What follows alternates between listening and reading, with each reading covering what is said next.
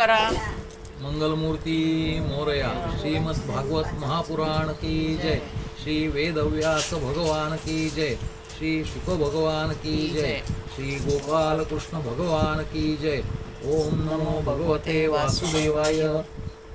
अथ पंचमोध्यायः. हिरण्यकश्यपूकडून प्रल्हादाच्या वधाचे प्रयत्न.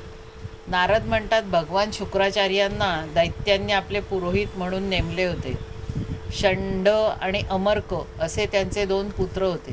ते दोघे राजवाड्याजवळ राहून हिरण्यकश्यपूने पाठवलेल्या नीती निपुण बालक प्रल्हाद आणि दुसऱ्या शिकण्याजोग्या दैत्यांच्या मुलांना राजनीती इत्यादी शिकवित असत. प्रल्हाद गुरुजींनी शिकवलेला पाठ ऐकून जसाच्या तसा म्हणून दाखवी, परंतु मनापासून त्याला ते आवडत नसे. कारण त्या शिक्षणात आपले आणि दुसऱ्याचे असा खोटा दुराग्रह असे. युधिष्ठिरा, हिरण्यकश्यपूने एके दिवशी आपल्या पुत्राला मांडीवर घेऊन विचारले की, बाळा, तुला कोणती गोष्ट चांगली वाटते ती सांग पाहू.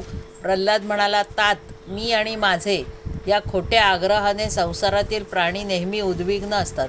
त्यांच्यासाठी मी हेच योग्य समजतो की त्यांनी आपल्या अधःपतनाचे मूळ कारण गवताने झाकलेल्या अंधाऱ्या विहिरीप्रमाणे असणाऱ्या या घराचा त्याग करून वनात निघून जावे आणि भगवान श्रीहरींना शरण जावे. नारद म्हणतात, प्रल्हादाच्या तोंडून शत्रुपक्षाच्या प्रशंसेची गोष्ट ऐकून हिरण्यकश्यपू उपहासाने हसला आणि म्हणाला, दुसऱ्याच्या सांगण्यावरून लहान मुलांची बुद्धी अशीच बिघडते.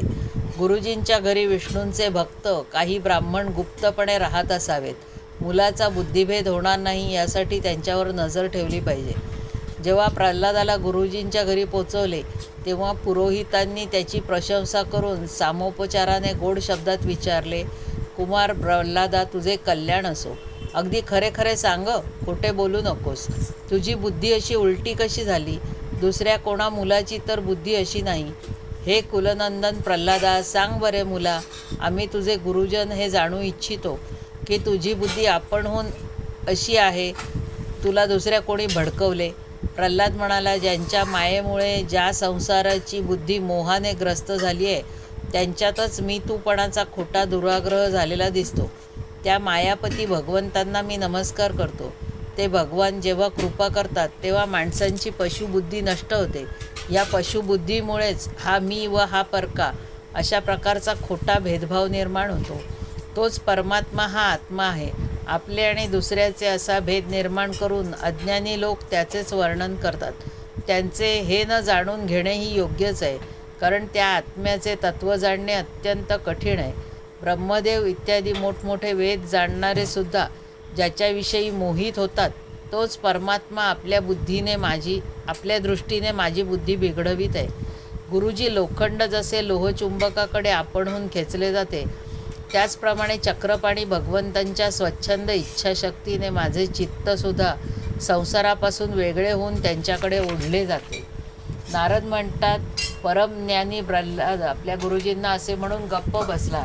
बिचारे राजाचे सेवक पुरोहित क्रोधाने त्याला झडकारून म्हणाले, माझी छडी आणणार आहे. हा आमच्या कीर्तीला कलंक लावित आहे. या दुर्बुद्धी कुलांगाराला वठणीवर आणण्यासाठी चौथा मार्ग म्हणजे मारणे हेच उपयुक्त ठरेल. दैत्य वंशरूप चंदन वृक्षांच्या वनामध्ये ही काठी असलेली बाभूळ कुठून उत्पन्न झाली? या वनाचे मूळ तोडण्यासाठी जो विष्णू कुऱ्हाड झाला, त्याच कुऱ्हाडीची मूठ हा झाला आहे. अशा प्रकारे गुरुजींनी वेगवेगळ्या पद्धतीने धपटशा दाखवून प्रल्हादाला धर्म, अर्थ आणि काम यांचे शिक्षण दिले. काही दिवसानंतर गुरुजींनी प्रल्हादाचे साम, दाम, दंड आणि भेद याविषयीचे शिक्षण पूर्ण झालेले पाहून ते त्याला त्याच्या मातेकडे घेऊन गेले. मातेने मोठ्या लढीवाळपणे त्याला चांगल्या तऱ्हेने आंघोळ घालून कपडे अलंकारांनी सजवून हिरण्यकश्यपूकडे नेले. प्रल्हाद आपल्या वडिलांच्या चरणांवर नतमस्तक झाला. हिरण्यकश्यपूने त्याला आशीर्वाद देऊन दोन्ही हातांनी बराच वेळ आपल्या छातीशी कवटाळले. त्यावेळी दैत्यराजाचे मन आनंदाने भरून गेले. युधिष्ठिरा, प्रसन्नवदन प्रल्हादाला हिरण्यकश्यपूने आपल्या मांडीवर बसून त्याच्या डोक्याचे अवघ्राण केले. त्याच्या डोळ्यांतून ओघळलेल्या आसवांनी प्रल्हादाचे शरीर भिजू लागले. त्याने आपल्या पुत्राला विचारले. हिरण्यकश्यपू म्हणाला, बाळ प्रल्हादा, इतके दिवस तू गुरुजींकडून जे ज्ञान प्राप्त केलेस त्यांपैकी काही चांगल्या गोष्टी मला सांग. प्रल्हाद म्हणाला, तात, भगवान विष्णूंच्या भक्तीचे 9 प्रकार आहेत. भगवंताच्या गुणांचे श्रवण, त्यांचेच कीर्तन, त्यांचे स्मरण, त्यांच्या चरणांची सेवा, त्यांची पूजा, त्यांना वंदन, त्यांचे दास्य, सख्य आणि त्यांना आत्मनिवेदन. जर भगवंतांची या 9 प्रकारची भक्ती समर्पण भावनेने केली तर मी त्यालाच उत्तम अध्ययन समजतो. प्रल्हादाचे हे बोलणे ऐकून हिरण्यकश्यपूचे ओठ क्रोधाने थरथरू लागले. तो गुरुपुत्राला म्हणाला, अरे नीच ब्राह्मणा, हे दुर्बुद्धी, तू हे काय केलेस? तू माझी पर्वा न करता या मुलाला असे कसे निरुपयोगी शिक्षण दिलेस? तू माझ्या शत्रूचा आश्रित आहेस. मित्राचे रूप घेऊन शत्रूचे काम करणारे दुष्ट या जगात काही कमी नाहीत, परंतु त्यांचे पाप योग्य वेळी उघडकीस येते. जसे पापी माणसांचे लपून केलेले पाप रोगाच्या रूपाने कालांतराने उघडकीस येते. गुरुपुत्र म्हणाला, हे इंद्रशत्रो, तुमचा पुत्र हे जे काही बोलतो ते मी किंवा दुसऱ्या कोणी शिकवल्याने बोलत नाही. राजन, ही त्याची जन्मजात बुद्धी आहे. आपण आपला क्रोध आवरा, विनाकारण आम्हाला दोष देऊ नका. नारद म्हणाले, जेव्हा गुरुजींनी असे उत्तर दिले तेव्हा हिरण्यकश्यपूने प्रल्हादाला विचारले, काय रे, जर तुझी ही अहित करणारी खोटी बुद्धी तुला गुरूंकडून मिळाली नाही तर कुठून मिळाली ते सांग. प्रल्हाद म्हणाला, तात, संसारातील लोक चघळलेलेच विषय पुन्हा चघळतात.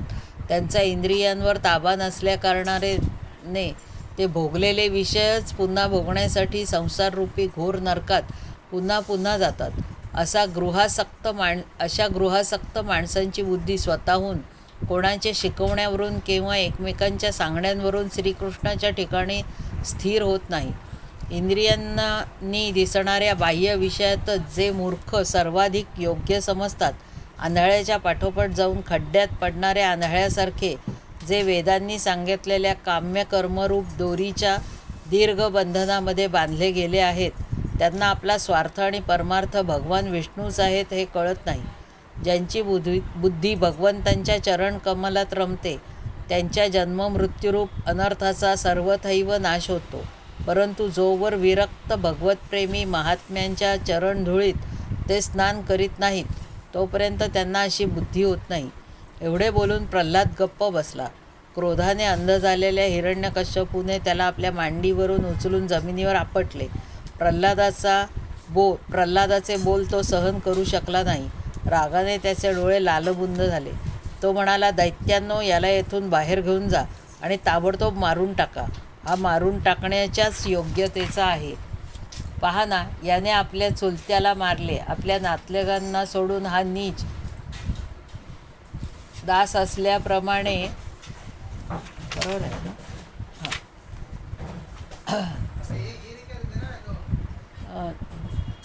दास असल्याप्रमाणे स्वतःच्या चुलत्याला मारणाऱ्या विष्णूंच्या चरणांची पूजा करतो.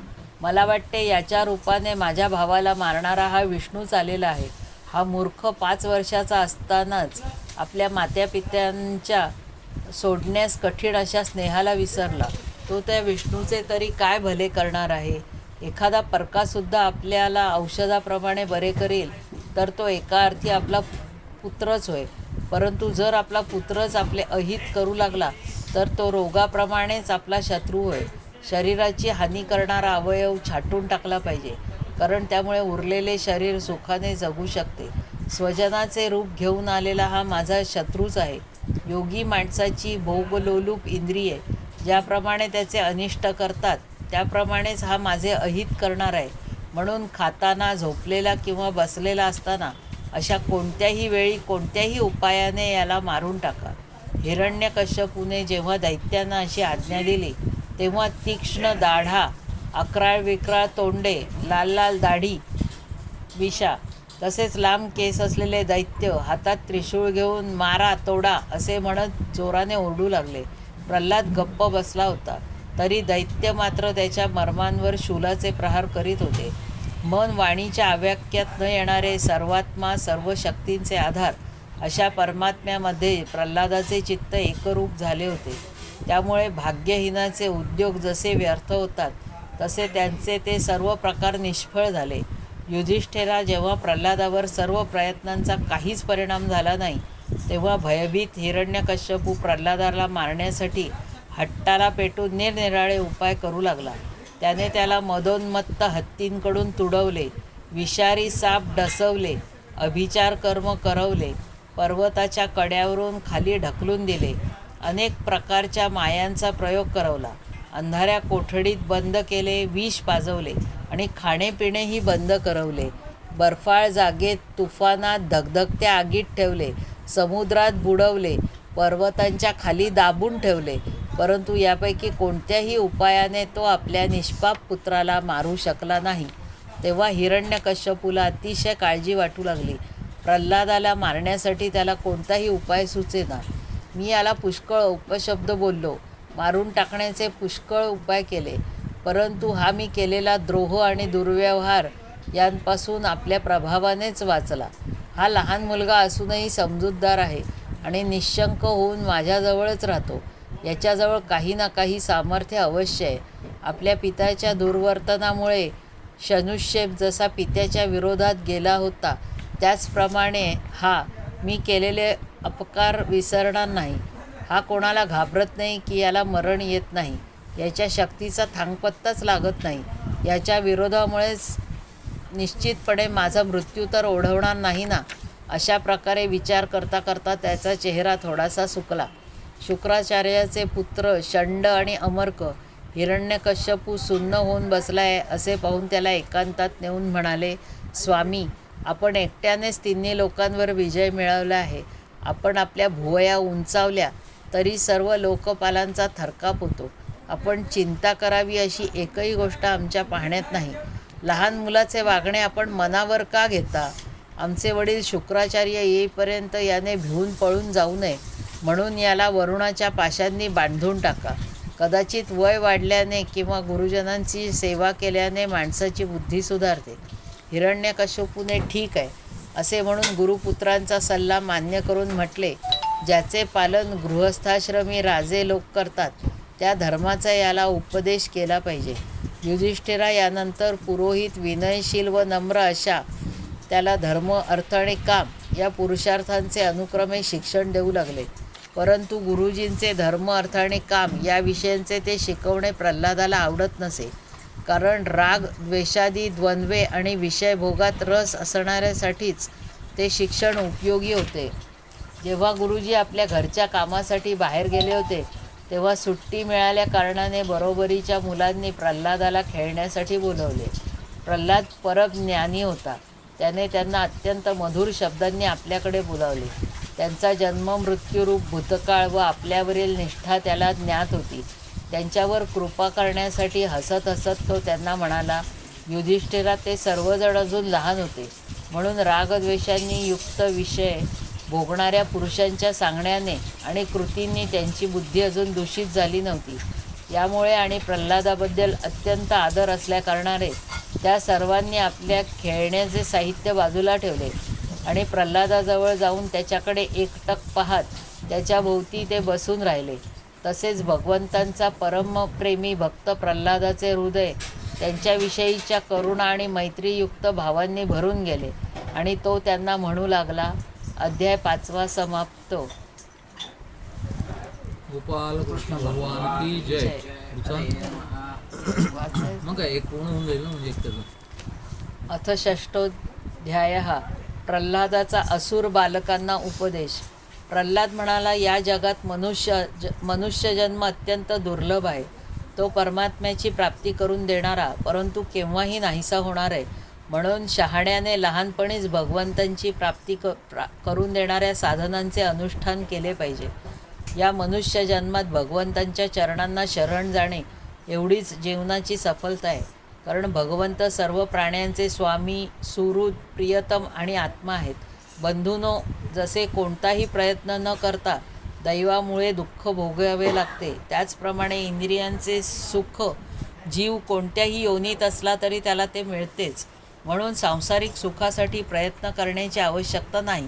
कारण असे करणे म्हणजे आयुष्य आणि शक्ती व्यर्थ खर्च करणे होय. शिवाय त्यामुळे त्याला भगवंतांच्या कल्याण स्वरूप चरणकमलांची प्राप्ती होत नाही. म्हणून ज्याच्या डोक्यावर अनेक प्रकारचे भय स्वार झाले आहेत असे हे शरीर जोपर्यंत मृत्यूच्या मुखात जात नाही तोपर्यंतच बुद्धिमान पुरुषाने आपल्या कल्याणासाठी प्रयत्न केले पाहिजेत. मनुष्याचे आयुष्य 100 वर्षाचे आहे.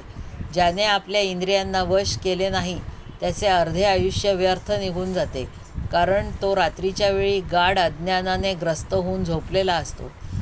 बालपणीत त्याला ज्ञान नसते. कुमार अवस्था खेळण्यात जाते. अशा स्थितीत 20 वर्षे निघून जातात. जेव्हा म्हातारपण शरीराला ग्रासते तेव्हा शेवटच्या 20 वर्षात काही करण्याची अंगात शक्ती उरत नाही. कधीही पूर्ण न होणाऱ्या मोठमोठ्या इच्छा आणि जबरदस्त मोह यांमध्ये घरादाराची आसक्ती असलेल्या बेसावध जीवाचे उरले सुरलेले आयुष्यही निघून जाते. ज्याला इंद्रिय वश होत नाही असा कोणताही पुरुष घरादारात आसक्त राहून माया ममतेच्या मजबूत पाशात अडकलेल्या स्वतःला सोडवू शकेल.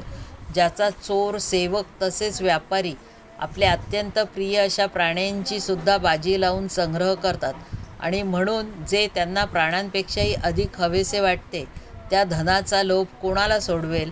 जो आपल्या प्रेमळ पत्नीशी एकांतात सहवास, तिच्या प्रेमळ गोष्टी आणि गोड सल्ल्याला भुलला, भाऊबंद आणि मित्रांच्या स्नेहपाशात बांधला गेला आणि लहान मुलांच्या बोबड्या बोलण्यात जो रमला, तो हे सर्व कसे सोडू शकेल? जो आपापल्या सासरी गेलेल्या प्रिय कन्या, मुले, भाऊ, बहिणी आणि असहाय्य मातापिता, अत्यंत सुंदर सुंदर बहुमूल्य सामग्रींनी सजवलेली घरे, उपजीविकेची वंशपरंपरागत साधने, तसेच गुरेढोरे आणि सेवकांचे नेहमी स्मरण करण्यात रमलेला जीव त्यांना कसा सोडू शकेल? जो जननेंद्रिय आणि रसनेंद्रिय यांपासून मिळणाऱ्या सुखांनाच सर्वस्व मानून बसला आहे, ज्याच्या भोगवासना कधी तृप्त होत नाहीत, जो लोभाने कर्मेच कर्मे करता करता रेशमाच्या किड्याप्रमाणे स्वतःला बंधनात अडकवून घेत आहे आणि ज्याच्या मोहाला कोणतीही सीमा नाही, तो त्यांच्यापासून कसा विरक्त होऊ शकेल आणि त्यांचा त्याग करेल? हे माझे कुटुंब आहे या भावनेत तो इतका रममाण होतो की त्यांचे पालनपोषण करण्यासाठी आपले अमूल्य आयुष्य वाया घालवतो आणि आपल्या जीवनाचा खरा उद्देश सोडून दिल्याचे त्या वेड्याला भान राहत नाही. शिवाय या कामांमुळे त्याला सर्वत्र त्रिविध ताप जाळीत असतात. असे असूनही त्याला वैराग्य उत्पन्न होत नाही. कुटुंबाची काळजी वाहणाऱ्या त्याने त्याचे मन नेहमी धनाच्या चिंतनात गढलेले असते आणि दुसऱ्यांचे धन चोरण्यात असणाऱ्या लौकिक परलौकिक दोषांची जाणीव असूनही आपल्या इच्छा काबूत न ठेवल्या कारणाने इंद्रिय भोगांच्या लालसेने तो चोऱ्याही करू लागतो. बंधूंनो, अशा प्रकारे जो आपल्या कुटुंबियांच्या पालनपोषणातच व्यग्र असतो तो विद्वान असला तरी त्याला भगवत प्राप्ती होऊ शकत नाही, कारण आपला परका हा भेद त्याचे ठिकाणी राहिल्याने त्यालासुद्धा अज्ञानी लोकांप्रमाणेच तामसी गती प्राप्त होते. जो स्त्रियांच्या मनोरंजनाचे साधन होऊन तिचे खेळणे होऊन राहिला आहे आणि ज्याने आपल्या पायात संतानरूपी बेडी अडकवून घेतली आहे, तो बिचारा कोणी का असेना व कोठे का असेना कोणत्याही प्रकारे आपला उद्धार करून घेऊ शकत नाही. म्हणून बंधूंनो, विषयासक्त दैत्यांच्या संगतीपासून तुम्ही लांब राहा आणि आदिदेव भगवान नारायणांना शरण जा, कारण ज्यांनी संसाराची आसक्ती सोडली आहे त्या महात्म्यांचा तोच परमप्रिय मोक्ष आहे. दैत्यपुत्रांनो, भगवंतांना प्रसन्न करून घेण्यासाठी फार मोठे प्रयत्न करावे लागत नाहीत, कारण ते समस्त प्राण्यांचे आत्मा आहेत आणि सगळीकडे सत्तेच्या रूपात स्वयंसिद्ध वस्तू आहेत. ब्रह्मदेवापासून गवताच्या काडीपर्यंत लहान मोठे सर्व प्राणी, पंचमहाभूतांनी बनलेल्या वस्तू, पंचमहाभूते, सूक्ष्म तन्मात्रा, महतत्व, तिन्ही गुण आणि गुणांची साम्यावस्था असलेली प्रकृती, या सर्वांमध्ये एकच अविनाशी परमात्मा विराजमान आहे.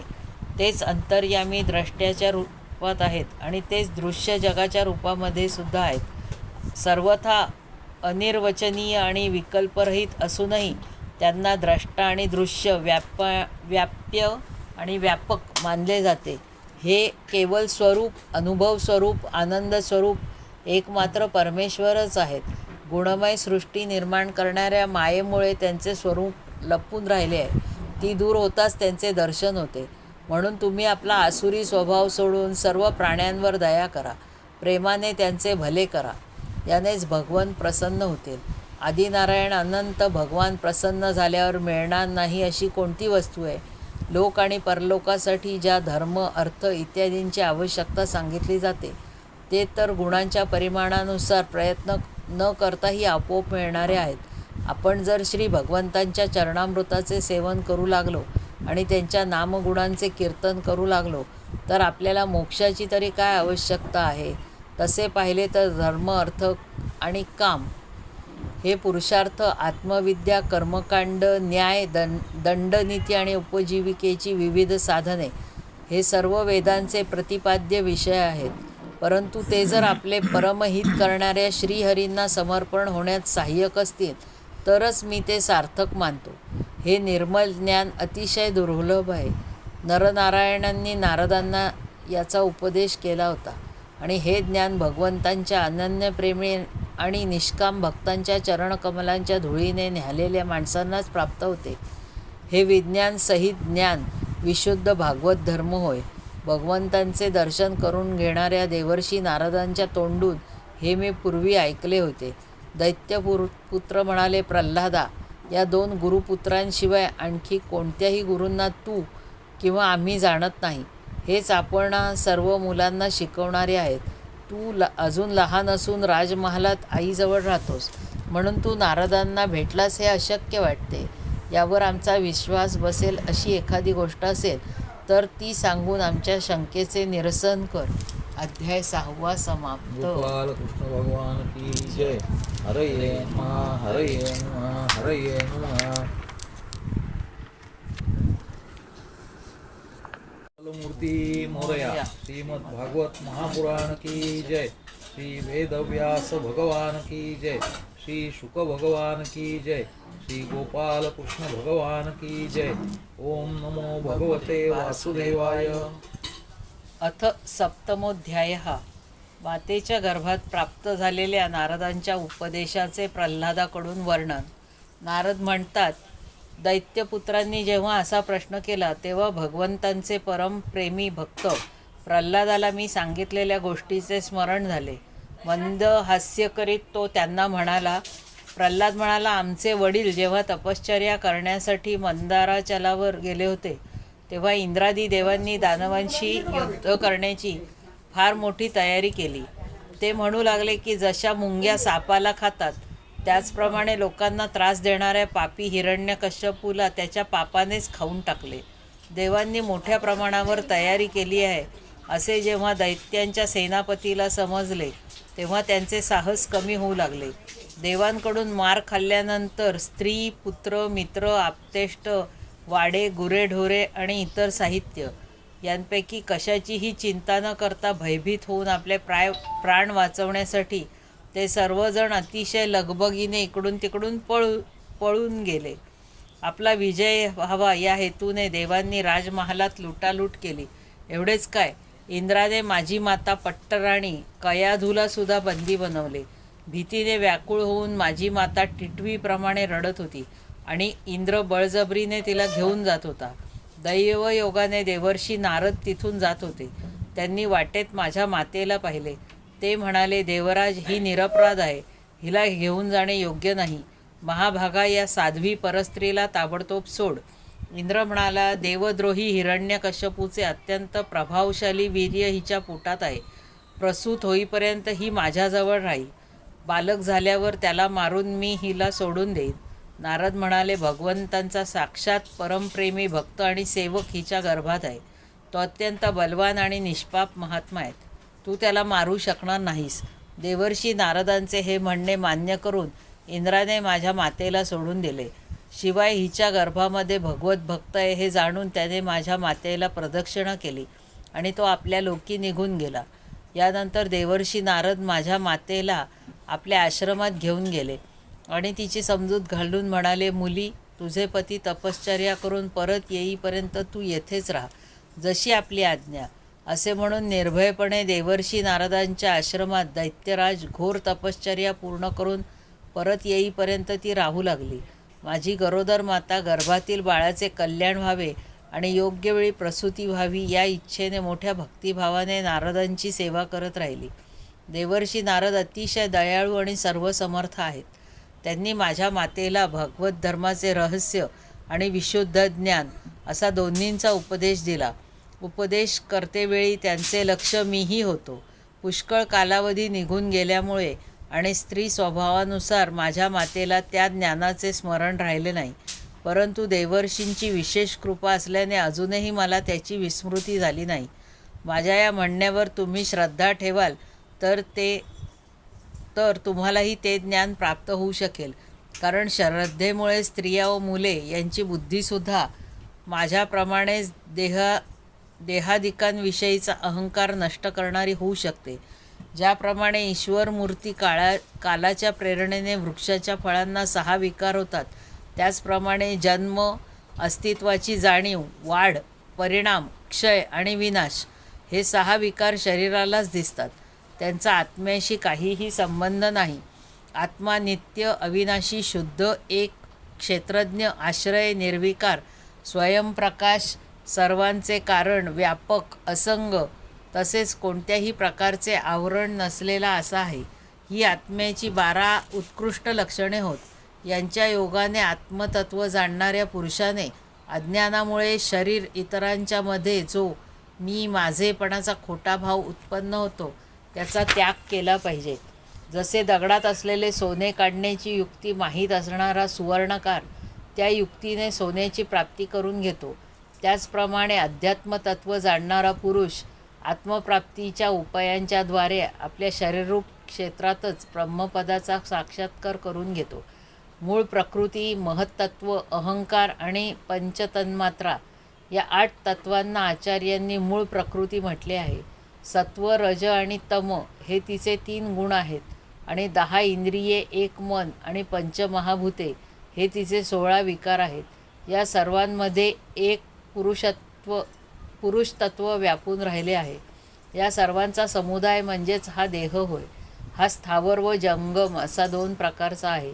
या देहात अंतःकरण, इंद्रिये आणि अनात्म वस्तूंचाच हा आत्मा नाही असा निषेध करीत आत्म्याला शोधले पाहिजे. आत्मा सर्वांमध्ये व्याप्त आहे, परंतु तो त्या सर्वांपासून वेगळा आहे. अशा प्रकारे शुद्ध बुद्धीने हळूहळू सृष्टीची उत्पत्ती, स्थिती आणि प्रलय यांवर विचार केला पाहिजे. जागृती, स्वप्न आणि सुषुप्ती या बुद्धीच्या 3 वृत्ती आहेत. या वृत्तींचा ज्याच्यामुळे अनुभव येतो तोच सर्वांपलीकडचा सर्वांचा साक्षी परमात्मा होय. जसे गंधामुळे त्याचा आश्रय असलेल्या वायूचे ज्ञान होते, त्याचप्रमाणे बुद्धीच्या या कर्मजन्य आणि बदलणाऱ्या 3 अवस्थांच्या द्वारा त्यात साक्षीभावाने व्याप्त असणाऱ्या आत्म्याला जाणावे.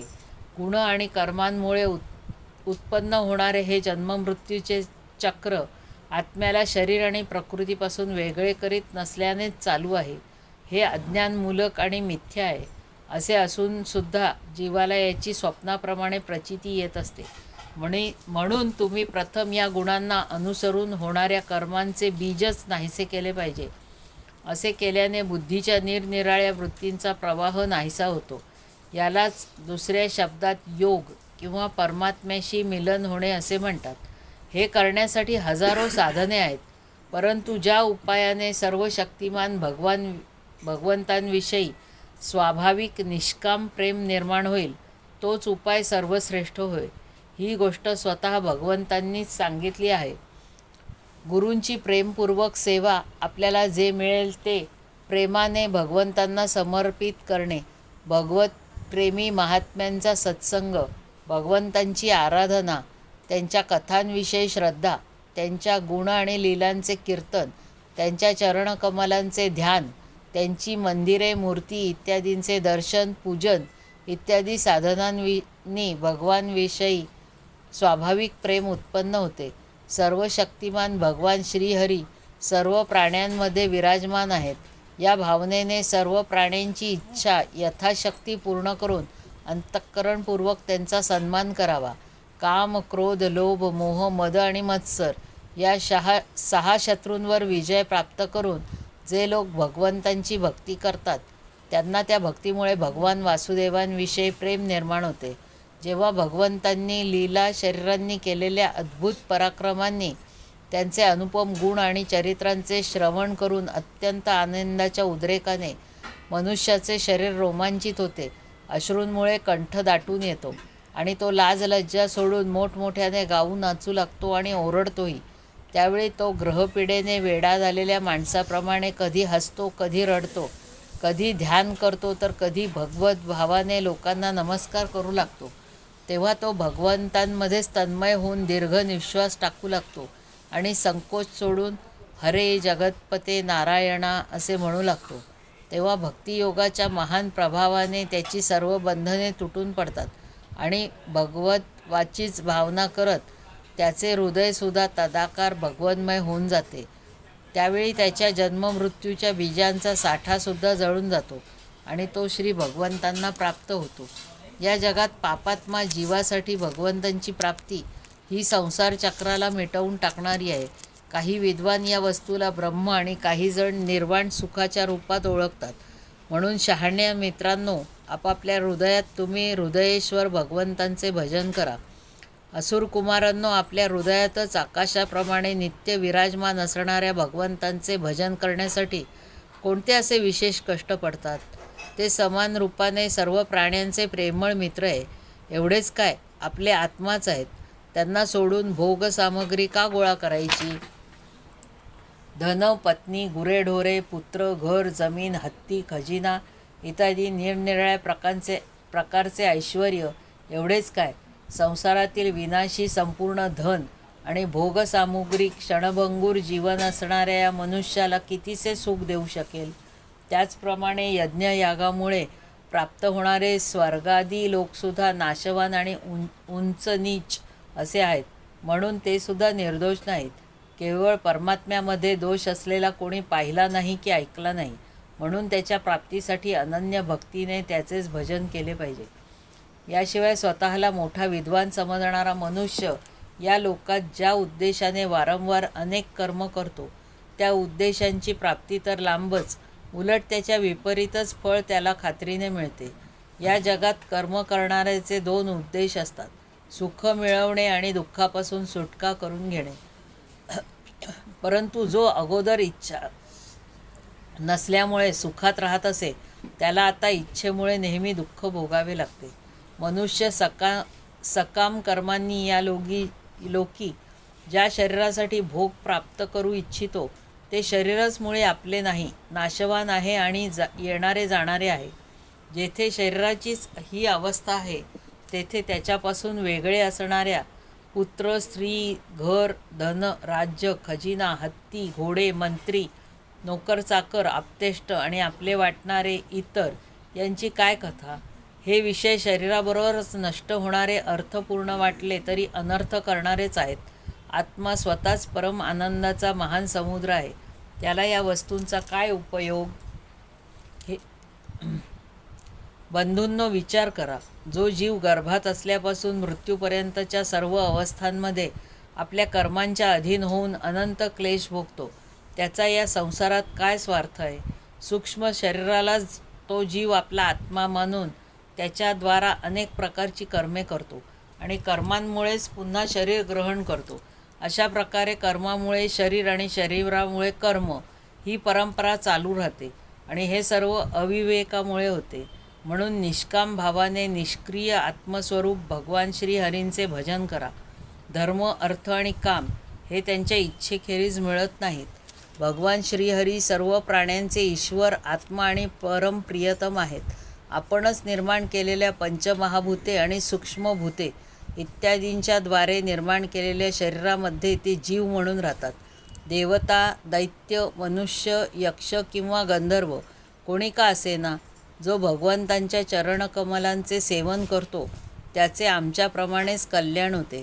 दैत्य बालकांनो, भगवंतांना प्रसन्न करून घेण्यासाठी ब्राह्मण, देवता किंवा ऋषी होणे, सदाचार आणि विविध ज्ञानाने परिपूर्ण होणे, दान, तप, यज्ञ, शारीरिक आणि मानसिक पवित्रता तसेच व्रतांचे अनुष्ठान हे पुरेसे नाही. भगवंत केवळ निष्काम भक्तीनेच प्रसन्न होतात. इतर सर्व निरर्थक आहे. म्हणून दानव बंधूंनो, सर्व प्राण्यांना आपल्यासारखेच समजून सर्वत्र विराजमान सर्वात्मा, सर्व शक्तिमान भगवंतांची भक्ती करा. भगवंतांच्या भक्तीच्या प्रभावाने दैत्य, यक्ष, राक्षस, स्त्रिया, क्षुद्र, गवळी, पशुपक्षी आणि पुष्कळसे पापी जीवसुद्धा भगवत भावाला प्राप्त झाले आहेत. या शरीरात जीवाचा सगळ्यात मोठा स्वार्थ एवढाच आहे की त्याने भगवान श्रीकृष्णांची अनन्य भक्ती प्राप्त करून घ्यावी. नेहमी सर्व ठिकाणी आणि सर्व वस्तूंमध्ये भगवंतांचे दर्शन करणे हेच त्या भक्तीचे स्वरूप आहे. अध्याय 7 समाप्त. गोपाल कृष्ण भगवान की जय. हरये नमः, हरये नमः, हरये नमः. मंगलमूर्ती मोरया. श्रीमद् भागवत महापुराण की जय. श्री वेदव्यास भगवान की जय. श्री शुक भगवान की जय. श्री गोपाल कृष्ण भगवान की जय. ओम नमो भगवते वासुदेवाय. अथाष्टमोध्यायः. भगवान नृसिंहांचा अवतार, हिरण्यकश्यपूचा वध आणि देवतांनी केलेली स्तुती. नारद म्हणतात, प्रल्हादाचे प्रवचन ऐकून दैत्य बालकांनी ते निर्दोष असल्यामुळे स्वीकारले आणि गुरुजींच्या शिक्षणाकडे दुर्लक्ष केले. सर्व विद्यार्थ्यांची बुद्धी एकमात्र भगवंतांमध्ये स्थिर होत आहे असे पाहून गुरुजी भयभीत झाले आणि ताबडतोब हिरण्यकश्यपूकडे जाऊन त्यांना हे निवेदन केले. पुत्र प्रल्हादाची ही असह्य आणि अप्रिय अनिती ऐकून क्रोधाने त्याचे शरीर थरथर कापू लागले. त्याने प्रल्हादाला आता मारायचे ठरवले. मन आणि इंद्रियांना ताब्यात ठेवणारा प्रल्हाद मोठ्या नम्रतेने हात जोडून हिरण्यकश्यपूच्या समोर उभा होता आणि खरे तर त्याचा तिरस्कार करणेही अयोग्य होते. परंतु हिरण्यकश्यपू स्वभावताच क्रूर असल्यामुळे लाथ मारल्यानंतर साप फुसकारतो तसा तो फुत्कारू लागला. त्याने त्याच्याकडे द्वेषयुक्त तिरप्या नजरेने पाहिले आणि संतापून कठोर शब्दात म्हटले, मूर्खा, तू तर अतिशय उद्दाम झाला आहेस. स्वतः तर नीच आहेसच, परंतु आता आपल्या कुळात फूट पाडू पाहतोस. तू उद्धटपणे माझी आज्ञा मोडली आहेस. आजच तुला यमसदनाला पाठवतो. मी रागवलो की तिन्ही लोक आणि त्यांचे लोकपाल यांचा थरकाप होतो. तर मग काय मूर्खा, तू कोणाच्या भरोशावर भीती नसल्याप्रमाणे माझी आज्ञा मोडतोस. प्रल्हाद म्हणाला, महाराज, ब्रह्मदेवापासून गवताच्या काडीपर्यंत सर्व लहान मोठे चराचर जीव ज्यांच्या ताब्यात आहेत तेच मी आणि आपणच नव्हे तर विश्वातील सर्व बलवंतांचे सुद्धा बळ आहेत. तेच महापराक्रमी सर्व शक्तिमान प्रभू काळ आहेत. तसेच सर्व प्राण्यांचे इंद्रिय बल, मनोबल, देहबल, धैर्य आणि इंद्रियेसुद्धा तेच आहेत. तेच परमेश्वर आपल्या शक्तींच्या द्वारा या विश्वाची निर्मिती, रक्षण आणि संहार करतात. तेच तिन्ही गुणांचे स्वामी आहेत. आपण आपला हा असुर स्वभाव सोडून द्या. आपल्या अंकित न राहणाऱ्या व कुमार्गाकडे नेणाऱ्या या मनाव्यतिरिक्त दुसरा कोणीही या संसारात आपला शत्रू नाही. सर्वांच्याबद्दल मनात समान भावना ठेवा. हीच भगवंतांची सर्वश्रेष्ठ पूजा होय. आपले सर्वस्व लुटणाऱ्या या 6 इंद्रियरूपी डाकूंवर आधी विजय प्राप्त करून घेत नाहीत आणि आम्ही 10ही दिशा जिंकल्या आहेत असे काहीजण मानतात. मात्र ज्या ज्ञानी आणि जितेंद्रिय महात्म्याने सर्व प्राण्यांविषयी समभाव बाळगला त्याला त्याच्या अज्ञानातून प्रगट होणारे काम, क्रोधादी शत्रूसुद्धा असत नाहीत. तर मग बाहेरचे शत्रू कुठून असतील. हिरण्यकश्यपू म्हणाला, अरे मंदबुद्धी, तुझ्या बरळण्याची तर हद्द झाली. तू खात्रीने मरू इच्छितोस, कारण जो मरण्याच्या दारी असतो तोच अशा तऱ्हेची बडबड करतो.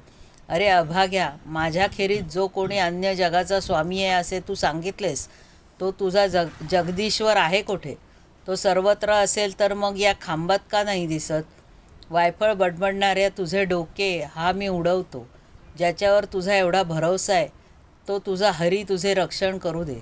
तो अत्यंत बलवान महादैत्य अशा प्रकारे भगवंतांच्या परमभक्त असणाऱ्या मुलाला, प्रल्हादाला रागाने वारंवार वेडेवाकडे बोलून त्रास देऊ लागला. नंतर हातात खड्ग घेऊन त्याने सिंहासनावरून खाली उडी मारली आणि अतिशय जोराने तेथील एका खांबावर एक ठोसा मारला. हे राजा, त्याच वेळी त्या खांबातून एक महाभयंकर आवाज ऐकू आला. त्या आवाजाने ब्रह्मांडच फाटले की काय असे वाटू लागले. सत्य लोकापर्यंत जेव्हा तो आवाज पोहोचला तेव्हा तो ऐकून ब्रह्मदेवादिकांना वाटले की जणू आपल्या लोकात प्रलय होऊ लागला आहे. प्रल्हादाला मारण्यासाठी हिरण्यकश्यपूने जेव्हा जोरात उडी मारली तेव्हा दैत्य सेनापतींचा सुद्धा भयाने थरकाप उडवून देणारा तो अद्भुत आणि अपूर्व आवाज त्याने ऐकला.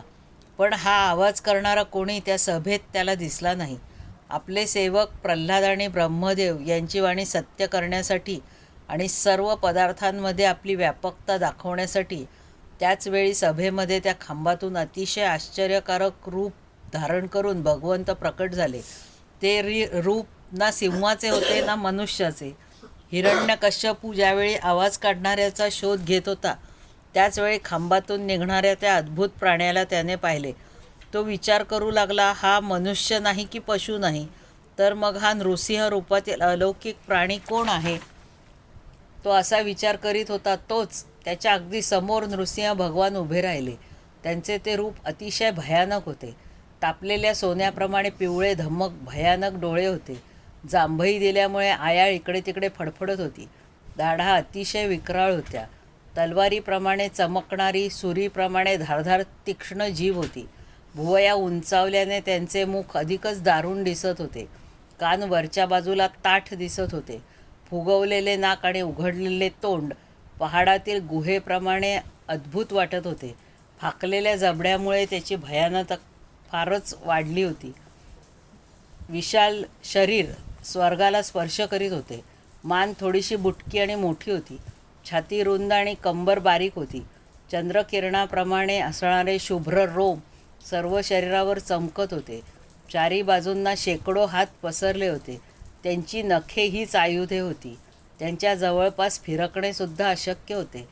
आपल्या चक्रादी आणि इतरांच्या वज्रादी श्रेष्ठ शस्त्रांनी त्यांनी सर्व दैत्य दानवांना पळवून लावले. हिरण्यकश्यपूला वाटले, बहुधा महामायावी विष्णूनेच मला मारण्यासाठी हे सोंग घेतले आहे, परंतु त्याच्या या चालीने माझे काय वाकडे होणार आहे, असे म्हणत आणि गर्जना करीत तो दैत्यरूप हत्ती हिरण्यकश्यपू हातात गदा घेऊन नृसिंहावर तुटून पडला.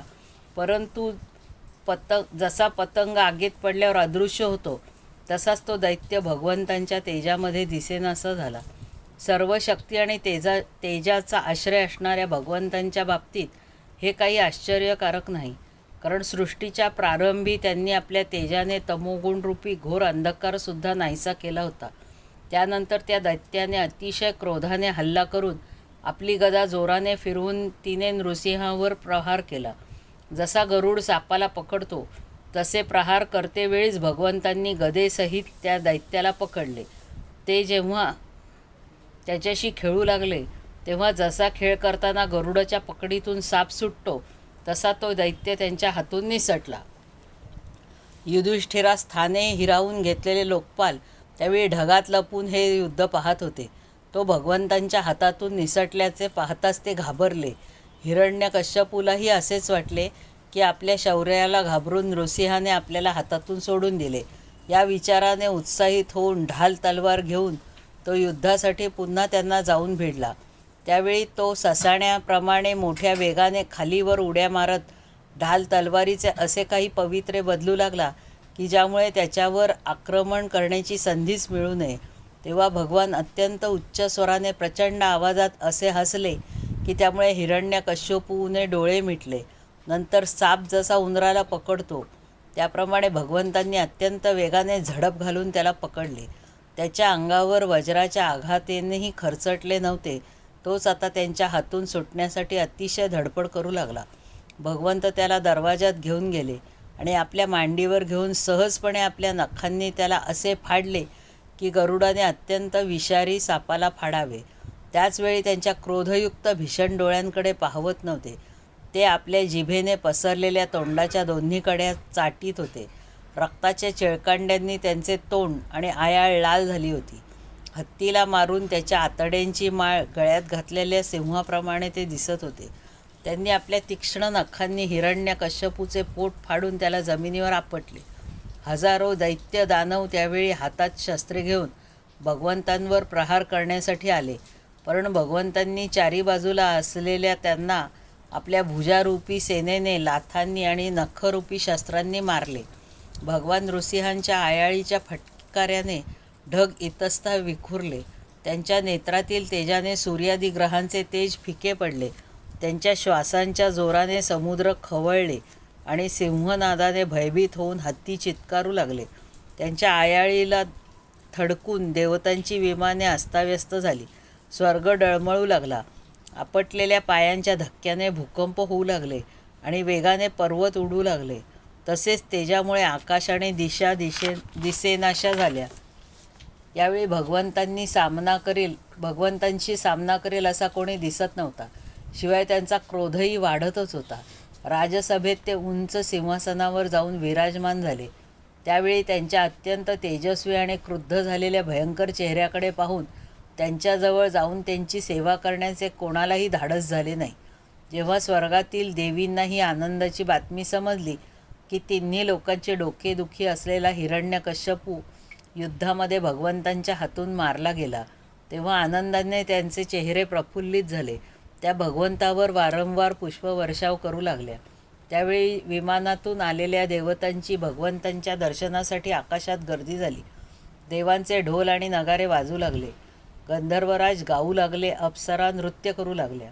राजा त्याच वेळी ब्रह्मदेव, इंद्र, शंकर इत्यादी देव, ऋषी, पितर, सिद्ध, विद्याधर, महानाग, मनु, प्रजापती, गंधर्व, अप्सरा, चारण, यक्ष, किमपुरुष, वेताळ, सिद्ध, किन्नर आणि सुनंद, कुमुद वगैरे भगवंतांचे सर्व पार्षद त्यांच्याजवळ आले.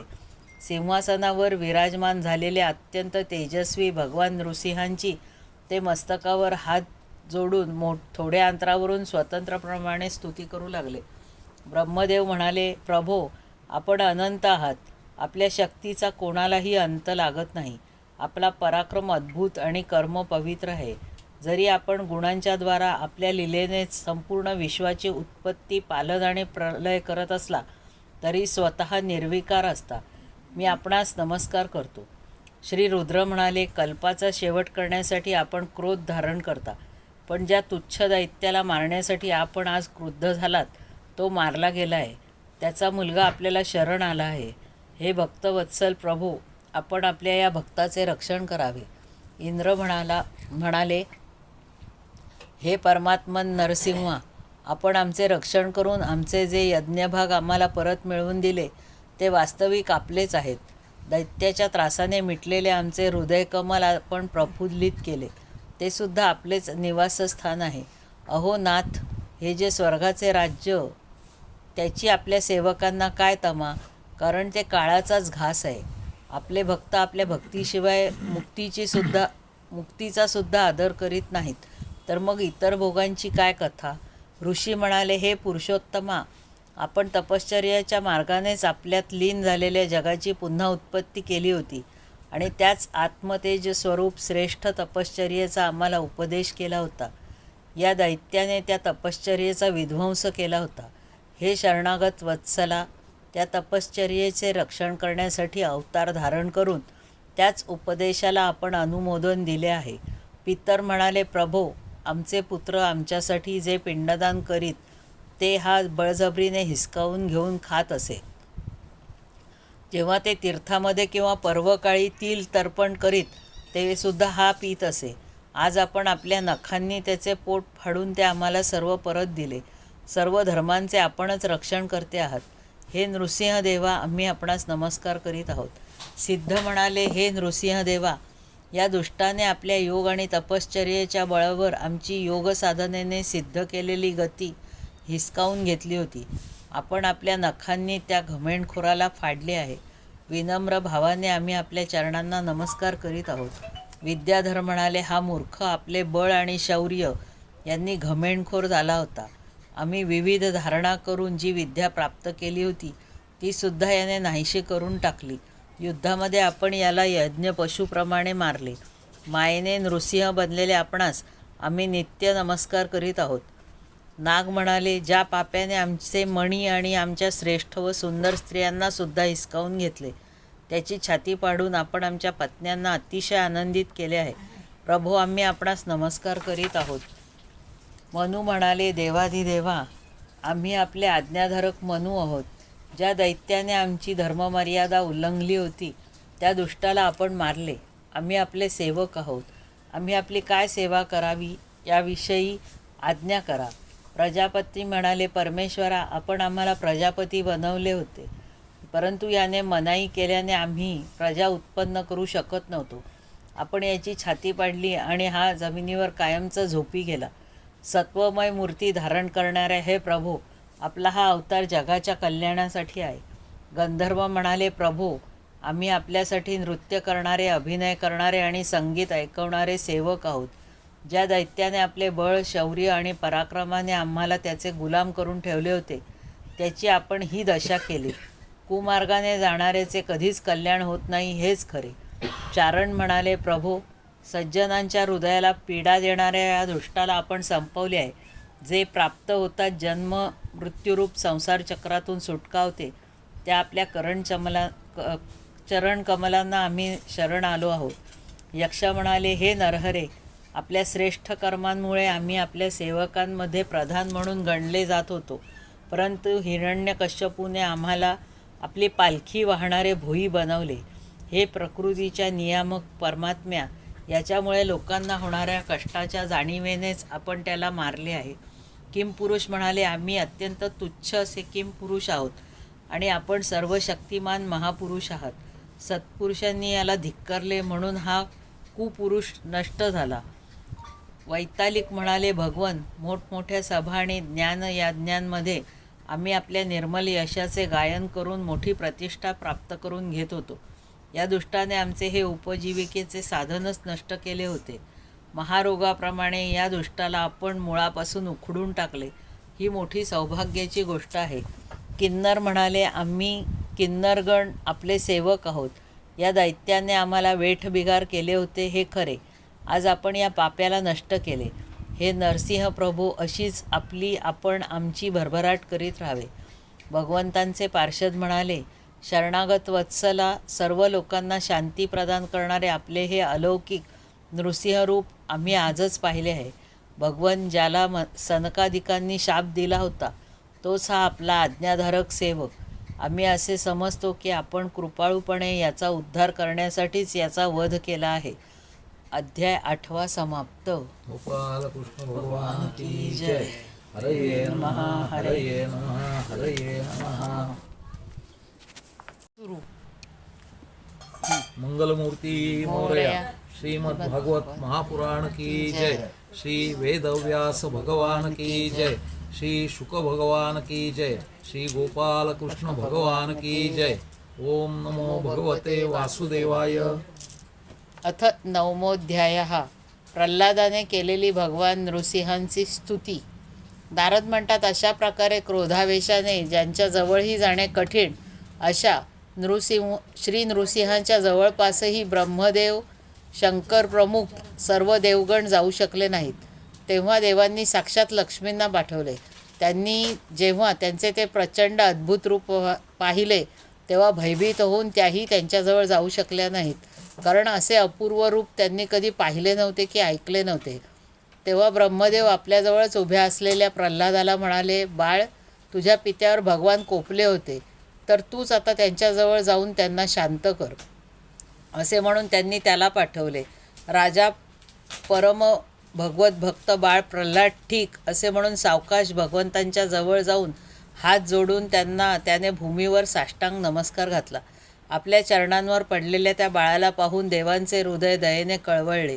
त्यांनी प्रल्हादाला उठवून त्याच्या डोक्यावर कालसर्पाने भयभीत झालेल्यांना अभयदान देणारे आपले करकमल ठेवले.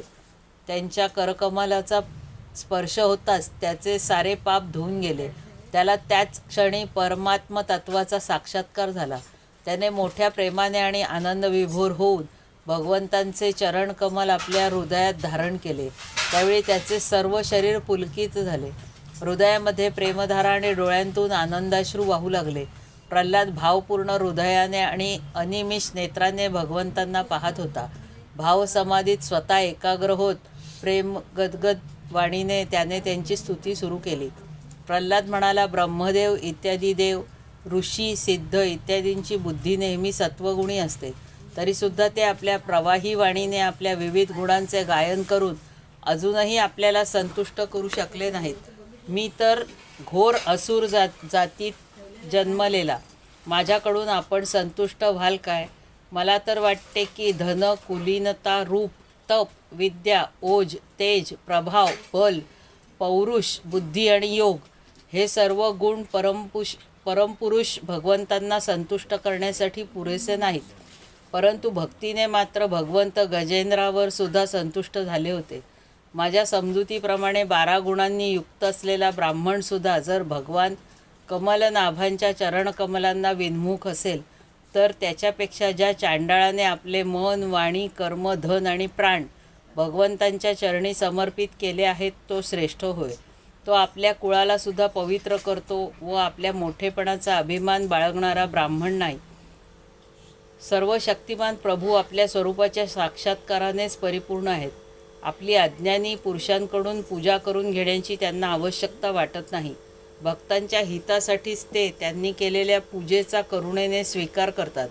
जसे आपल्या मुखाचे सौंदर्य आरशात दिसणाऱ्या प्रतिबिंबालाही सुंदर बनवते, तसेच भक्त भगवंतांचा जो जो सन्मान करतो तो परत त्यालाच प्राप्त होतो.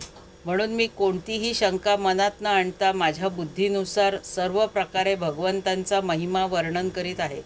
या महिमा गायनामुळे अविद्येमुळे संसार चक्रात सापडलेला नीच जीव तत्काळ पवित्र होतो. भगवान आपण सत्वगुणाचे आश्रय आहात. हे ब्रह्मादी देवादी सर्व देव आपले आज्ञाधारक भक्त आहेत. आम्हा दैत्यांप्रमाणे ते आपला द्वेष करत नाहीत. प्रभो, आपण उत्तमोत्तम अवतार ग्रहण करून या जगाचे कल्याण आणि अभ्युदय व्हावा, तसेच त्यांना आत्मानंद प्राप्त व्हावा म्हणून अनेक प्रकारच्या लीला करीत असता. आपण असुराला मारले, आता आपला क्रोध शांत करावा. जसे विंचू, साप इत्यादींना मारल्यामुळे सज्जनसुद्धा सुखी होतात, त्याचप्रमाणे या दैत्याच्या नाशाने सर्व लोकांना सुख प्राप्त झाले आहे. आता सर्वजण आपल्या शांत स्वरूपाची वाट पाहत आहेत. नृसिंहदेवा, भयापासून मुक्त होण्यासाठी भक्तजन आपल्या या स्वरूपाचे स्मरण करतील. हे परमात्मन, आपले मुख अत्यंत भयानक आहे. आपली जीभ लवलवत आहे. डोळे सूर्यासारखे आहेत. भुवया उंचावलेल्या आहेत. दाढा तीक्ष्ण आहेत. आतड्यांची माळ, रक्ताने माखलेली आयाळ, भाल्याच्या टोकाप्रमाणे उभे असलेले कान, दिग्गजांना सुद्धा भयभीत करणारा सिंहनाद आणि शत्रूला फाडणारी आपली ही नखे पाहून मी थोडासुद्धा भ्यालो नाही. हे दीनबंधो, मी भयभीत झालो आहे तो या असह्य आणि उग्र संसारात भरडला गेल्यामुळे. आपल्या कर्मांनी बांधला जाऊन मी या भयंकर दैत्य योनीमध्ये फेकला गेलो आहे. हे नाथ, आपण प्रसन्न होऊन सर्व जीवांसाठी शरण जाण्यास योग्य आणि मोक्षस्वरूप अशा आपल्या चरण कमलांजवळ मला केव्हा बोलवाल? हे अनंता, मी ज्या ज्या योनींमध्ये गेलो त्या सर्व योनींमध्ये प्रियजनांचा वियोग आणि अप्रियजनांचा संयोग करून देणाऱ्या दुःखरूप आगीमध्ये होरपळत राहिलो. ते दुःख नाहीसे करण्याचे जे औषध आहे तेही दुःखरूपच आहे. आपल्यापासून वेगळ्याच वस्तूंना आत्मा समजून मी भटकत आहे. ज्या योगे मी आपली सेवा करू शकेन ते साधन मला सांगा. हे प्रभो, आपणच आम्हाला प्रिय आहात. आमचे सुहृद आहात. आपणच सर्वांचे परमदैवत आहात. आपल्या चरणांपाशी राहणाऱ्या भक्तांच्या संगतीत ब्रह्मदेवांनी गायलेल्या आपल्या लीला कथा गात मी सहजपणे त्रिगुणांपासून मुक्त होऊन या संसार सागरातून पलीकडे जाऊ शकेन. हे नृसिंहदेवा, या जगातील दुःखी लोकांची दुःखे नाहीशी करण्याचे जे उपाय मानले जातात ते आपण उपेक्षा केल्यास तत्पुरतेच असतात. जसे आई वडील मुलांचे रक्षण करू शकत नाहीत, औषध रोग नाहीसा करू शकत नाही आणि समुद्रात बुडणाऱ्याला नाव वाचवू शकत नाही. सत्वादी गुणांमुळे वेगवेगळ्या स्वभावाचे अर्वाचीन, पिता वगैरे प्राचीन ब्रह्मदेव इत्यादी कर्ते आहेत. त्यांना प्रेरणा देणारे आपणच आहात. ते आपल्या प्रेरणेने ज्या आधारामध्ये, ज्या निमित्ताने, ज्या साधनांनी, ज्यावेळी, ज्या रीतीने जे काही उत्पन्न करतात किंवा रूपांतरित करतात ते सर्वजण आणि ते सर्व काही आपले स्वरूप आहे. पुरुषाच्या संकल्पानुसार कालामुळे गुणांमध्ये क्षोभ झाल्याकारणाने माया मनप्रधान लिंग शरीर निर्मिती करते. हे लिंग शरीर बलवान, कर्ममय तसेच वेदोक्त कर्मप्रधान आहे. हेच अविद्येने जीवाच्या भोगासाठी कल्पलेले मन, 10 इंद्रिये आणि 5 तन्मात्रा या 16 विकाररूप आर्यांनी युक्त असे संसार चक्र आहे. हे जन्मरहित प्रभो, असा कोण पुरुष आहे की जो आपल्याला न भजता हे मनरूप संसार चक्र पार करू शकेल. हे सर्व शक्तिमान प्रभो माया मला या 16 आरे असलेल्या चक्रात अडकवून उसाप्रमाणे पिळून काढत आहे. आपण आपल्या चैतन्य शक्तीने बुद्धीच्या सर्व गुणांना नेहमी पराजित करता आणि कालरूपाने सर्व साध्य आणि साधने आपल्या अधीन ठेवता. मी आपल्याला शरण आलो आहे. आपण मला या चक्रातून ओढून काढून आपल्याजवळ घ्या. भगवन ज्याच्यासाठी संसारी लोक अतिशय हपापलेले असतात ते स्वर्गात मिळणारे सर्व लोकपालांचे आयुष्य, लक्ष्मी आणि ऐश्वर्य मी पुष्कळ पाहिले आहे. ज्यावेळी माझे वडील थोडेसे रागावून हसत आणि त्यांच्या भुवया थोड्या वर चढत तेव्हाच ती संपत्ती त्यांच्याजवळ राहत नसे. पण माझ्या अशा या पित्यालाही आपण मारले. म्हणूनच संसारातील प्राणी ज्या ब्रह्मलोकापर्यंतचे आयुष्य, लक्ष्मी, ऐश्वर्य आणि इंद्रिय भोग यांची इच्छा करतात ते मला नकोत. कारण अत्यंत शक्तिशाली काळाचे रूप धारण करून आपण त्यांना ग्रासले आहे हे मी जाणतो. आपण मला आपल्या दासांच्या सान्निध्यात घेऊन चला. विषयभोगाच्या गोष्टी ऐकायला चांगल्या वाटतात, परंतु त्या मृगजाळाप्रमाणे फसवे आहेत. तसेच हे शरीरसुद्धा अगणित रोगांचे उगमस्थान आहे. कोठे ते मिथ्या विषयभोग आणि कोठे हे रोगयुक्त शरीर. दोन्हींची असारता जाणूनसुद्धा मनुष्य यापासून विरक्त होत नाही. मोठ्या कष्टाने प्राप्त होणाऱ्या भोगांच्या लहान लहान मधुबिंदूंच्या द्वारा तो आपली इच्छारूपी आग विझवण्याचा प्रयत्न करतो. हे प्रभो, कुठे या तमोगुणी असुर वंशात रजोगुणापासून उत्पन्न झालेला मी आणि कुठे आपली त्याच्यावरील कृपा. धन्य आहे आपण आपला प्रसाद स्वरूप जो कमलकर माझ्या मस्तकावर ठेवला आहे तो आपण ब्रह्मदेव, शंकर आणि लक्ष्मीच्या मस्तकावर सुद्धा कधी ठेवला नव्हता. इतर संसारी जीवांप्रमाणे लहान मोठा असा भेदभाव आपण करत नाही, कारण आपण सर्वांचे आत्मा आणि अकारण प्रेमी आहात. कल्पवृक्षासारखा असलेला आपला प्रसादसुद्धा आपली सेवा केल्यामुळेच प्राप्त होतो. सेवेनुसारच जीवांवर आपल्या कृपेचा उदय होतो. त्यासाठी जातीची उच्चता किंवा नीचता कारणीभूत नाही. भगवन, हा संसार ही एक अंधकारमय विहीर असून तीमध्ये कालरूपी सर्प डसण्यासाठी नेहमी तयार असतो. विषय भोगांची इच्छा करणारे पुरुष तीत पडलेले आहेत. त्यांच्या संगतीने मी सुद्धा त्यांच्या पाठोपाठ तीत पडू लागलो होतो. परंतु भगवन देवर्षी नारदांनी मला आपला समजून तिथून वाचवले. असे असता मी आपल्या भक्तजनांची सेवा कशी सोडू? हे अनंता, ज्यावेळी माझ्या पित्याने मला मारण्यासाठी हातामध्ये खड्ग घेतले आणि म्हटले, जर माझ्याखेरीज दुसरा कोणी ईश्वर असेल तर तो तुला वाचवेल, मी आता तुझे डोके उडवतो. त्यावेळी आपण माझ्या प्राणांचे रक्षण केले आणि माझ्या पित्याचा वध केला. मला वाटते की आपण आपले सेवक असणारे सनकादी ऋषींचे वचन सत्य करण्यासाठीच तसे केले होते. भगवन, हे संपूर्ण जग म्हणजे एकमात्र आपणच आहात. कारण यामध्ये आधी, अंती आणि मध्ये आपणच असून त्याहून वेगळे आहात. आपण आपल्या मायेने गुणांच्या परिणामस्वरूप या जगाची उत्पत्ती करून यात पहिल्यापासूनच असूनही प्रवेश करण्याची लीला करता आणि त्या गुणांनी युक्त होऊन अनेक आहात असे भासवता. भगवान, हे जे काही कार्यकारण रूपाने प्रचितीला येत आहे ते सर्व आपणच आहात आणि त्याहून वेगळेही आहात. आपला परका हा भेदभाव ही अर्थहीन शब्दांची माया आहे. कारण ज्याच्यापासून ज्याचा जन्म, स्थिती, लय आणि दिसणे असते ते त्याचे स्वरूपच असते. जसे बीज आणि झाड ही कारण आणि कार्याच्या दृष्टीने वेगवेगळी आहेत, तरीसुद्धा गुणधर्म आणि मूळ यांच्या दृष्टीने दोन्ही एकच आहेत. भगवन, आपण हे संपूर्ण विश्व आपल्यामध्ये सामावून घेऊन आत्मसुखाचा अनुभव घेत निष्क्रिय होऊन प्रलयकालीन पाण्यात शयन करता. त्यावेळी आपल्या स्वयंसिद्ध योगाने बाह्यदृष्टी बंद करून आपण आपल्या स्वरूपाच्या प्रकाशात निद्रेलाही विलीन करून घेता आणि तुर्यावस्थेत राहता. त्यावेळी आपण झोपेतही नसता की विषयांचा उपभोग घेत नसता, कारण आपण आपल्या कालशक्तीने प्रकृतीच्या गुणांना प्रेरित करता. म्हणजेच हे ब्रह्मांड आपलेच शरीर आहे. प्रथम हे आपल्यातच लीन झालेले होते. जेव्हा प्रलयकालीन पाण्यामध्ये शेषशय्येवर शयन करणारे आपण योगनिद्रेचा त्याग केला तेव्हा वटवृक्षाच्या बीजापासून विशाल वृक्ष होतो. त्याचप्रमाणे आपल्या नाभीतून ब्रह्मांड कमल उत्पन्न झाले. त्यावर ब्रह्मदेव प्रगट झाले. जेव्हा त्यांना कमळाखेरीज आणखी काहीच दिसले नाही तेव्हा स्वतःमध्येच बीजरूपाने व्याप्त असलेल्या तुम्हाला ते जाणू शकले नाहीत आणि तुम्हाला आपल्या बाहेर तुम्ही आहात असे समजून पाण्यात घुसून 100 वर्षेपर्यंत शोधत राहिले, परंतु तेथे त्यांना काहीच मिळाले नाही. ते बरोबरच आहे, कारण अंकुर उगवल्यावर बी कसे दिसणार. तेव्हा ब्रह्मदेवांना मोठे आश्चर्य वाटले. ते पुन्हा कमळात बसून राहिले.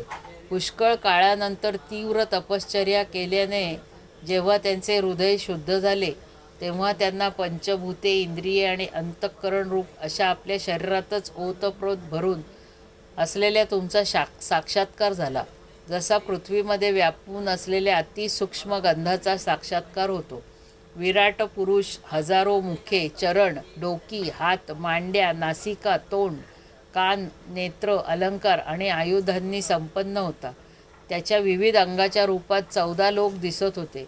त्या महापुरुषाला पाहून ब्रह्मदेवांना अतिशय आनंद झाला. मधु आणि कैटभ नावाचे रजोगुणी आणि तमोगुणी 2 मोठे बलाढ्य दैत्य होते. जेव्हा ते वेद चोरून घेऊन गेले, तेव्हा आपण हयग्रीव अवतार धारण केला आणि त्या दोघांना मारून सत्वगुण रूप श्रुती ब्रह्मदेवांना परत आणून दिल्या. तो सत्वगुणच आपले अत्यंत प्रिय शरीर आहे असे महात्मे म्हणतात. पुरुषोत्तम, अशा प्रकारे आपण मनुष्य, पशु, पक्षी, ऋषी, देव आणि मत्स्य इत्यादी रूपात अवतार घेऊन लोकांचे पालन तसेच विश्वाचा द्रोह करणाऱ्यांचा संहार करता. या अवतारांच्या द्वारे आपण प्रत्येक युगात युगधर्माचे रक्षण करता. कलियुगात आपण गुप्त रूपाने राहता, म्हणूनच आपले एक नाव त्रियुग असेही आहे. हे वैकुंठनाथा, माझे मन पापवासनांनी कलुषित झाले आहे. ते मुळातच अत्यंत दोषयुक्त आहे. कामनांमुळे ते व्याकुळ असते आणि हर्ष, शोक, भय तसेच नाना चिंतांनी व्याकुळ असते. आपल्या कथांमध्ये त्याला गोडीच वाटत नाही. त्यामुळे मी दीन होऊन राहिलो आहे आणि अशा अशांत मनाने मी आपल्या स्वरूपाचे चिंतन तरी कसे करू. हे अच्युता, मी कधीही तृप्त न होणारी जीभ मला अन्नाकडे, जननेंद्रिय स्त्रीकडे, त्वचा स्पर्शाकडे, पोट भोजनाकडे, कान शब्दाकडे, नासिका गंधाकडे आणि हे चंचल डोळे रूपाकडे प्रमाणे मला आपल्याकडे खेचत राहतात. याशिवाय कर्मेंद्रियेसुद्धा आपापल्या विषयांकडे घेऊन जाण्यासाठी आपली शक्ती खर्च करतात. एखाद्या पुरुषाच्या अनेक पत्न्या त्याला आपापल्याकडे ओढतात. तशी माझी दशा होऊन राहिली आहे. अशा प्रकारे हा जीव आपल्या कर्मबंधनात अडकून या संसाररूपी वैतरणी नदीमध्ये पडला आहे. जन्मापासून मृत्यू, मृत्यूपासून जन्म आणि दोहोंद्वारा कर्मभोग भोगीत भोगीत हा भयभीत झाला आहे. हा आपला आहे, हा परका आहे असा भेदभाव बाळगून तो कोणाशी मैत्री करतो तर कोणाशी शत्रुत्व. या मूढ जीवाची ही दुर्दशा पाहून आपल्याला त्यांची दया येऊ दे. भवनदीच्या पहिलं तीराला असलेल्या भगवंता, या प्राण्यांनाही आता पार करा. हे जगद्गुरू, आपण सृष्टीची उत्पत्ती, स्थिती आणि लय करणारे आहात. असे असताना या जीवांना या भवनदीतून पार करणे आपल्याला काय कठीण आहे. हे दीननाथा, अज्ञानी जीवांनाच महापुरुषांच्या अनुग्रहाची आवश्यकता असते. आपल्या भक्तांच्या आम्हा निरंतर सेवकांना त्याची काय जरूर आहे. हे परमात्मन, आपल्या परमामृत स्वरूप मला पार करण्यास कठीण अशा भववैतरणीचे थोडेसुद्धा भय वाटत नाही. लीला गायनात चित्तमग्न असलेल्या परंतु आपल्यापासून विन्मुख असणाऱ्या आणि इंद्रियांच्या विषयांचे मायामय खोटे सुख मिळवणाऱ्या संसाराचे ओझे वाटणाऱ्या अज्ञानी जीवांचे मला वाईट वाटत आहे. हे देवा, मुनी तर साधारणपणे आपल्या मुक्तीसाठी निर्जन वनात जाऊन मौन व्रत धारण करतात. ते दुसऱ्यांच्या भल्यासाठी काही प्रयत्न करीत नाही. परंतु मी या असहाय्य जीवांना सोडून एकटा मुक्त होऊ इच्छित नाही आणि या दिशाहीन भरकटणाऱ्या प्राण्यांना आपल्याखेरीज दुसऱ्या कोणाचा आश्रय दिसत नाही. गृहाश्रमी लोकांना मैथून इत्यादींचे जे सुख मिळते ते अत्यंत तुच्छ आहे. जसे हाताला सुटलेली खाज नाहीशी करण्यासाठी खाजवताना सुरुवातीला थोडेसे सुख वाटल्यासारखे वाटते, परंतु नंतर दुःखच दुःख होते. परंतु हे बिचारी अज्ञानी पुष्कळसे दुःख भोगूनही या विषयभोगांनी तृप्त होत नाहीत. या उलट धैर्यवान माणूस जशी सुटलेली खास सहन करतो तसाच तो कामाचा वेगही सहन करतो. पुरुषोत्तमा, मौन, ब्रह्मचार्य, शास्त्रश्रवण, तपश्चर्या स्वाध्याय, स्वधर्म पालन, शास्त्रांची तर्कशुद्ध व्याख्या, एकांत सेवन, जप आणि समाधी ही मोक्षाची 10 साधने प्रसिद्ध आहे. परंतु ज्याला आपली इंद्रिये वश नाहीत त्याच्यासाठी ही सर्व उपजीविकेची साधने ठरतात. आणि दांभिक लोकांच्या बाबतीत तर त्यांचे ढोंग लोकांच्या लक्षात आल्यावर या गोष्टी उपजीविकेचे साधन म्हणूनही राहत नाहीत. बीज आणि अंकुर यांप्रमाणे वेदांनी कार्य आणि कारण ही आपली 2 रूपे सांगितली आहेत. वास्तविक आपण प्राकृत रूपरहित आहात, परंतु या कार्य आणि कारण रूपांना सोडून आपले ज्ञान होण्याचे अन्य कोणतेही साधन नाही. लाकूडावर लाकूड घासून जसा अग्नी प्रगट केला जातो त्याचप्रमाणे योगीजन भक्तियोगाने आपल्याला कार्य आणि कारण या दोन्हीमध्ये शोधतात, कारण ही दोन्ही आपल्या स्वरूपाहून वेगळी नाहीत. हे अनंता, वायू, अग्नी, पृथ्वी, आकाश, पाणी, 5 तन्मात्रा, प्राण, इंद्रिये, मन, चित्त, अहंकार, संपूर्ण विश्व, तसेच सगुण व निर्गुण हे सर्व केवळ आपणच आहात. एवढेच काय, पण मन आणि वाणीने ज्यांचे वर्णन करता ते सर्व आपल्याहून वेगळे नाही. हे भगवन, हे सत्वादी गुण, त्यांच्यापासून उत्पन्न झालेली महत आदी तत्वे, देव, मनुष्य, मन इत्यादी कोणीही आपले स्वरूप जाणण्यास समर्थ नाहीत, कारण या सर्वांना सुरुवात व शेवट आहे. असा विचार करून ज्ञानी जन शब्दांनी आपले स्वरूप सांगत नाहीत. म्हणून हे परमपूज्य नमस्कार, स्तुती, कर्मसमर्पण, सेवा, चरणकमलांचे चिंतन आणि लीला कथांचे श्रवण ही आपल्या सेवेची 6 अंगे आहेत. या सेवेशिवाय परमहंसांचे सर्वस्व असणाऱ्या आपली भक्ती कशी प्राप्त होईल? नारद म्हणाले, निर्गुण भगवंतांच्या गुणाचे भक्त प्रल्हादाने भक्तिभावाने अशा प्रकारे वर्णन करून प्रणाम केला. तेव्हा संतुष्ट झालेले भगवान क्रोध आवरून त्याला म्हणाले. श्री भगवान म्हणाले, हे बाळ प्रल्हादा, तुझे कल्याण असो. हे दैत्य श्रेष्ठा, मी तुझ्यावर प्रसन्न झालो आहे. तुझी जी इच्छा असेल ती माग. मी मनुष्यांच्या इच्छा पूर्ण करणारा आहे. हे चिरंजीवा, जो मला प्रसन्न करून घेत नाही त्याला माझे दर्शन होणे अत्यंत कठीण आहे. परंतु माझे दर्शन झाल्यावर माणसाला दुःख करण्याचे कारण नाही. मी सर्व मनोरथ पूर्ण करणारा आहे. म्हणून कल्याणाची इच्छा करणारे परम भाग्यवान साधुजन सर्वतोपरी मला प्रसन्न करून घेण्याचाच प्रयत्न करतात. नारद म्हणाले, असुर कुळाचे भूषण असणारा प्रल्हाद भगवंताचा अनन्य भक्त होता. म्हणून लोकांना मोह पाडणाऱ्या वरांचे प्रलोभन दाखवूनही त्याने त्यांची इच्छा केली नाही. अध्याय 9 समाप्त. गोपालकृष्ण भगवान की जय. हरये नमः, हरये नमः, हरये नमः.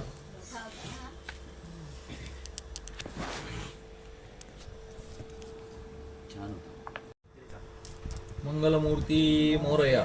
श्रीमद्भागवत महापुराण की जय. श्री वेदव्यास भगवान की जय.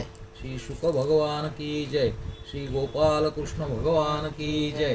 ओम नमो भगवते वासुदेवाय. अथ 10मोऽध्यायः. प्रल्हादाला राज्याभिषेक आणि त्रिपूर दहनाची कथा. नारद म्हणतात, वयाने लहान असून सुद्धा प्रल्हादाने जाणले की सर्व वर हे भक्तींमध्ये विघ्न आणणारे आहेत. म्हणून स्मित करीत तो भगवंतांना म्हणाला. प्रल्हाद म्हणाला, प्रभो, मी जन्मतःच विषयभोगात आसक्त झालेलो आहे. आता पुन्हा मला या वरांच्या लोभात पाडू नका. या भोगांच्या संगाला भिळून व त्यांचा वीट येऊन मुक्तीच्या अभिलाषेनेच मी आपल्याला शरण आलो आहे. भगवन, माझ्यामध्ये भक्ताची लक्षणे आहेत की नाहीत हे जाणून घेण्यासाठीच आपण आपल्या भक्ताला वरदान मागण्याची प्रेरणा दिली आहे. हे विषयभोग हृदयाची अज्ञानाची गाठ अधिकच मजबूत करणारे आणि जन्ममृत्यूचे कारण आहेत. हे जगद्गुरू, या बाबतीत परीक्षा पाहण्याशिवाय दुसरे काही कारण दिसत नाही. कारण आपण दयाळू आहात. जो सेवक आपल्याकडून वर इच्छितो तो सेवक नसून व्यापारी होय. जो स्वामीकडून आपल्या कामनांची पूर्तता करून घेऊ इच्छितो तो सेवक नव्हे. आणि जो ज्याच्यावर सत्ता गाजवण्यासाठी त्याच्या कामना पूर्ण करतो तो स्वामी नव्हे. मी आपला निष्काम सेवक आहे आणि आपण माझे निरपेक्ष स्वामी आहात. राजा आणि सेवक यांच्या कारण परत्वे जसा स्वामी सेवक असा संबंध असतो तसा तर तुमचा व माझा संबंध नाही. हे वर देणाऱ्यांचे शिरोमणी स्वामी, मी मागेन तो वर आपण देऊ इच्छित असाल तर माझ्या हृदयात कधीही कोणत्याही कामनेचे बीज अंकुरितच होऊ नये हा वर द्या. हृदयामध्ये कोणत्याही कामनेचा उदय होताच इंद्रिये, मन, प्राण, देह, धर्म, धैर्य, बुद्धी, लज्जा, लक्ष्मी, तेज, स्मृती आणि सत्य ही सर्व नष्ट होतात. हे कमलनयना, ज्यावेळी मनुष्य आपल्या मनात घर करून राहिलेल्या कामनांचा त्याग करतो त्याचवेळी तो भगवत स्वरूपाला प्राप्त होतो. भगवान आपल्याला नमस्कार असो. आपण सर्वांच्या हृदयात विराजमान असलेले उदार व स्वतः परब्रह्म परमात्मा आहात. अद्भुत नृसिंहरूपधारी श्रीहरीच्या चरणांना मी नमस्कार करतो. श्री नृसिंह म्हणाले, तुझ्यासारखे माझे अनन्य भक्त या किंवा परलोकातील कोणत्याही वस्तूची कधीही इच्छा करीत नाहीत. तरीसुद्धा एक मन्वंतरापर्यंत तू दैत्याधिपतींचे सर्व विषय भोग. सर्व प्राण्यांच्या हृदयामध्ये यज्ञभोक्ता ईश्वर एकटा मीच आहे. त्या माझी व तू आपल्या हृदयात स्थापना कर आणि तुला प्रिय असणाऱ्या माझ्या कथा ऐकतच माझी आराधना कर आणि अशा प्रकारे आपल्या प्रारब्ध कर्मांचा क्षय कर. भोगांच्याद्वारे पुण्यकर्मांचे फळ आणि निष्काम पुण्यकर्मांनी पापाचा नाश करून देवलोकांनी सुद्धा गावी अशी पवित्र कीर्ती जगात पसरवून योग्य वेळी शरीराचा त्याग करून बंधनातून मुक्त होऊन तू माझ्याकडे येशील. तू केलेल्या माझ्या या स्तुतीचे जो मनुष्य संकीर्तन करील आणि त्याचवेळी माझे आणि तुझे स्मरणसुद्धा करील तो कर्मबंधनातून मुक्त होईल. प्रल्हाद म्हणाला, महेश्वरा, आपण वर देणाऱ्यांचे स्वामी आहात. आपल्याकडे मी आणखी एक वर मागतो. आपले ईश्वरी तेज आणि शक्तिमान चराचर गुरु असलेल्या आपणास माझ्या पित्याने जाणून न घेता आपली निंदा केली. ह्या विष्णूने आपल्या भावाला मारले. अशा खोट्या कल्पनेने माझे वडील क्रोधावेग आवरू शकले नाहीत. म्हणूनच त्यांनी आपला भक्त असल्याकारणाने माझ्याशीही द्रोह केला. हे दीनबंधो, आपली दृष्टी पडताच जरी ते पवित्र झाले असले तरीसुद्धा मी आपणास प्रार्थना करतो की सहज नाश न पावणाऱ्या दुस्तर दोषापासून माझे वडील शुद्ध व्हावेत. श्री भगवान म्हणाले, हे निष्पाप प्रल्हादा, तुझे वडील त्यांच्या 21 पिढ्यातील पितरांसह पवित्र झाले, कारण कुळाला पवित्र करणारा तुझ्यासारखा पुत्र त्यांना झाला. माझे शांत, समदर्शी आणि सदाचारी भक्त जेथे जेथे निवास करतात ते देश पापांची खाण असले तरी पवित्र होऊन जातात. दैत्यराज माझ्या भक्तिभावामुळे ज्यांच्या सर्व कामना नष्ट झाल्या आहेत ते लहान मोठ्या कोणत्याही प्राण्याला कोणत्याही प्रकारे त्रास देत नाहीत, कारण त्यांचा सर्वांच्याबद्दल आत्मभाव निर्माण झालेला असतो. जगात जे लोक तुझ्यावर प्रेम करतील ते सुद्धा माझे भक्त होतील. माझ्या सर्व भक्तांचा तू आदर्श आहेस. माझ्या शरीराचा स्पर्श झाल्याने तुझे वडील पूर्णपणे पवित्र झाले असले तरी तू त्यांची अंत्येष्टी कर. तुझ्यासारख्या मुलामुळेच त्यांना उत्तम लोकाची प्राप्ती होईल. वत्सा, तू आपल्या पित्याच्या गादीवर बस आणि वेदज्ञ मुनींच्या आज्ञेनुसार माझे ठिकाणी मन ठेवून आणि मला शरण येऊन माझ्या सेवेसाठीच आपली सर्व कर्मे कर. नारद म्हणतात, युधिष्ठिरा, भगवंतांच्या आज्ञेनुसार प्रल्हादाने आपल्या पित्याचे क्रियाकर्म केले. नंतर श्रेष्ठ ब्राह्मणांनी त्याला राज्याभिषेक केला. त्याचवेळी देव, ऋषी इत्यादींसह ब्रह्मदेवांनी भगवान नृसिंह प्रसन्नवदन आहेत असे पाहून पवित्र वचनांनी त्यांची स्तुती करून त्यांना म्हटले. ब्रह्मदेव म्हटले, हे देवांच्या आराध्य देवा, आपण सर्वांतर्यामी जीवांचे पालन करते आणि सर्वांचे पूर्वज आहात. हा पापी दैत्य लोकांना फार त्रास देत असे. आपण याला मारलेत ही फार चांगली गोष्ट झाली. मी याला वर दिला होता की माझ्या सृष्टीतील कोणताच प्राणी तुझा वध करू शकणार नाही, त्यामुळे तो मस्तवाल झाला होता. तपश्चर्या, योग आणि बळ यांच्या योगे उच्छृंखल होऊन त्याने सर्व वेदविधींचा उच्छेद करून टाकला होता. याचा पुत्र परम भागवत शुद्ध हृदय बाळ प्रल्हाद याला आपण मृत्यूच्या दाढेतून बाहेर काढले हे याचे सौभाग्य आहे. तो आता आपल्याला शरण आला आहे ही सुद्धा मोठी आनंदाची गोष्ट आहे. हे भगवन, जो कोणी एकाग्र मनाने आपल्या या नृसिंह रूपाचे ध्यान करील त्याला हे रूप सर्व प्रकारच्या भयांपासून वाचवेल. एवढेच काय, मारण्याच्या इच्छेने आलेल्या मृत्यूपासून सुद्धा वाचवेल. श्री नृसिंह म्हणाले, ब्रह्मदेवा, आपण दैत्यांना असा वर देऊ नका. जे स्वभावाने क्रूर आहेत त्यांना असा वर देणे म्हणजे सापाला अमृत पाजण्यासारखे आहे. नारद म्हणतात, युधिष्ठिरा, असे म्हणून भगवान ब्रह्मदेवांनी केलेल्या पूजेचा स्वीकार करून समस्त प्राण्यांच्या दृष्टीने तेथेच अंतर्धान पावले. यानंतर प्रल्हादाने भगवत स्वरूप ब्रह्मदेव, शंकर, प्रजापती आणि देवांची पूजा करून त्यांना शिरसाष्टांग प्रणाम केला. तेव्हा ब्रह्मदेवांनी शुक्राचार्य इत्यादी मुनींसह प्रल्हादाला सर्व दानव आणि दैत्यांचा अधिपती म्हणून नेमले. यानंतर ब्रह्मदेव इत्यादी देवांनी प्रल्हादाचे अभिनंदन करून त्याला शुभाशीर्वाद दिले. प्रल्हादाने सुद्धा सर्वांचा यथायोग्य सत्कार केला.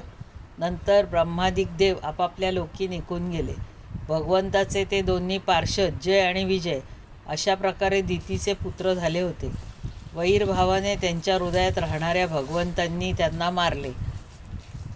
ऋषींनी दिलेल्या शापामुळे ते पुन्हा कुंभकर्ण आणि रावणाच्या रूपाने राक्षस झाले. भगवान श्रीरामांच्या पराक्रमामुळे त्यावेळी त्यांचा अंत झाला. युद्धामध्ये भगवान रामांच्या बाणांनी त्यांचे हृदय विदीर्ण झाले. तेथे पडल्या पडल्या पूर्वजन्मीप्रमाणे भगवंतांचे स्मरण करीत करीत त्यांनी आपले शरीर सोडले.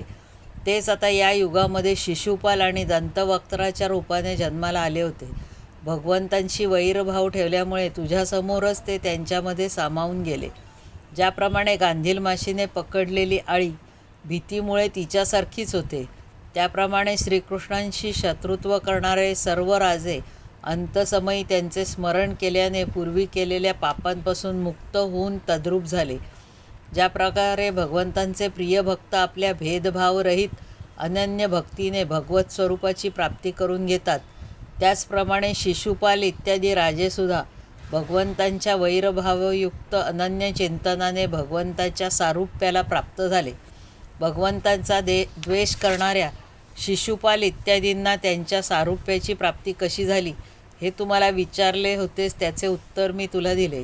ब्राह्मणदेव परमात्मा श्रीकृष्णांचे हे परमपवित्र अवतार चरित्र आहे. दोन्ही आदिदैत्यांच्या वधाचे यामध्ये वर्णन आहे. या प्रसंगामध्ये भगवंताचा परमभक्त प्रल्हाद याचे चरित्र, भक्ती, ज्ञान, वैराग्य तसेच विश्वाची उत्पत्ती, स्थिती आणि प्रलयाचे स्वामी असलेल्या श्रीहरींचे यथार्थ स्वरूप तसेच त्यांचे दिव्य गुण व लीलांचे वर्णन आहे. देव आणि दैत्य यांच्या उच्च नीच पदांमध्ये कालक्रमानुसार जे महान परिवर्तन होते त्याचेही निरूपण या आख्यानामध्ये केले गेले आहे. ज्याच्याद्वारे भगवंताची प्राप्ती होते त्या भागवत धर्माचे सुद्धा वर्णन या आख्यानात आहे. अध्यात्मासंबंधीही सर्व वर्णन यात आहे. भगवंतांच्या पराक्रमाने परिपूर्ण अशा या पवित्र आख्यानाचे जे कोणी श्रद्धेने कीर्तन आणि श्रवण करतो तो कर्मबंधनातून मुक्त होतो. जो मनुष्य परमपुरुष परमात्म्याची श्री नृसिंह लीला, सेनापतींच्या सह हिरण्यकश्यपूचा वध आणि संत शिरोमणी प्रल्हादाचा पवित्र प्रभाव एकाग्र मनाने वाचतो आणि ऐकतो, त्याला भगवंतांचे अभयपद जे वैकुंठ त्याची प्राप्ती होते. या मनुष्य लोकात तुमचे भाग्य फार मोठे आहे, कारण तुमच्या घरी साक्षात परब्रह्म मनुष्य रूपात गुप्त रूपाने निवास करते. म्हणून साऱ्या जगाला पवित्र करणारे ऋषीमुनी त्यांचे दर्शन घेण्यासाठी तुमच्याकडे येत असतात. महापुरुष नेहमी ज्यांच्या शोधात असतात, जे मायालेश विरहित परमशांत परमानंदानुभव स्वरूप परब्रह्म आहेत, तेच श्रीकृष्ण तुमचे प्रिय, हितैषी, मामेभाऊ, पूज्य, आज्ञाधारक, गुरु आणि स्वतः आत्मा आहेत. शंकर, ब्रह्मदेव इत्यादीसुद्धा आपली बुद्धी पणाला लावूनही ज्यांचे खरेखुरे वर्णन करू शकले नाहीत, त्यांची आम्ही मौन, भक्ती आणि संयम यांनीच पूजा करतो. आमच्या या पूजेचा स्वीकार करून भक्तवत्सल भगवान आमच्यावर प्रसन्न होत. युधिष्ठिरापूर्वी एका मायावी मयासुराने रुद्रदेवांच्या कीर्तीला कलंक लावला. तेव्हाच याच भगवान श्रीकृष्णाने पुन्हा त्यांच्या यशाचे रक्षण आणि विस्तार केला होता. राजाने विचारले, नारद मुने, मयदानवाने कोणत्या कार्यामध्ये जगदीश्वर रुद्रदेवांचे यश नष्ट केले होते आणि भगवान श्रीकृष्णाने कोणत्या प्रकारे त्यांच्या यशाचे रक्षण केले? नारद म्हणाले, याच भगवान श्रीकृष्णांकडून शक्ती प्राप्त करून घेऊन एकदा देवांनी युद्धामध्ये असुरांना जिंकले होते. त्यावेळी असुर मायावी असुरांचे परमगुरुमय दानवाला शरण गेले. शक्तिशाली मयासुराने सोने, चांदी आणि लोखंड यांची 3 नगरे निर्माण केली. ती इतकी विलक्षण होती की त्यांचे येणे जाणे समजून येत नसे. त्यात अपरिमित युद्धसामुग्री भरलेली होती. युधिष्ठिरा, दैत्य सेनापतींच्या मनात तिन्ही लोक आणि त्यांचे लोकपती यांच्याविषयी पूर्वीचा वैरभाव होताच. आता त्यांची आठवण येऊन त्या 3 विमानांच्या द्वारा त्यात लपून बसून ते सर्वांचा नाश करू लागले. तेव्हा लोकपालांसह सर्व प्रजा भगवान शंकरांना शरण गेली आणि त्यांची प्रार्थना केली. प्रभो, त्रिपुरात राहणाऱ्या या असुरांनी आमचा नाश करण्याचे ठरवले आहे. तेव्हा आम्ही आपले आहोत, म्हणून देवादिदेवा आमचे रक्षण करा. त्यांची प्रार्थना ऐकून भगवान शंकर करुणेने देवांना म्हणाले, भिवू नका. नंतर त्यांनी धनुष्याला बाण लावून 3 नगरांवर सोडला. त्यांच्या या बाणापासून सूर्यमंडलातून निघणाऱ्या किरणांप्रमाणे अनेक इतर बाण बाहेर पडले. त्यातून आगीचे जणू काही लोळ येत होते. त्यामुळे ती नगरे दिसेनाशी झाली. त्या बाणांच्या केवळ स्पर्शाने नगरातील सर्वजण निष्प्राण होऊन पडले. महायोगी मयाने दैत्यांना उचलून आणले आणि अमृताच्या विहिरीत टाकले. त्या सिद्ध अमृत रसाचा स्पर्श होतात असुरांचे शरीर अत्यंत तेजस्वी आणि वज्राप्रमाणे सुदृढ झाले. ढगांना इतस्तः करणाऱ्या विजेच्या लोळाप्रमाणे ते उठून उभे राहिले. श्री विष्णूंनी जेव्हा पाहिले की आपला संकल्प सिद्धीस न गेल्यामुळे महादेव विषण्ण झाले आहेत, तेव्हा त्या असुरांवर विजय मिळवण्यासाठी त्यांनी एक युक्ती केली. हेच भगवान विष्णू त्यावेळी गाय झाले आणि ब्रह्मदेव वासरू झाले. मध्यान्हसमयी दोघेही त्या 3 नगरात गेले आणि त्या सिद्धरसाच्या विहिरीतील सर्व अमृत त्यांनी पिऊन टाकले. त्या विहिरींचे रक्षक जरी या दोघांना पाहत होते, तरी भगवंताच्या मायेने मोहित झाल्यामुळे त्यांना ते रोखू शकले नाहीत. महामायावी मयासुराला ही गोष्ट समजली.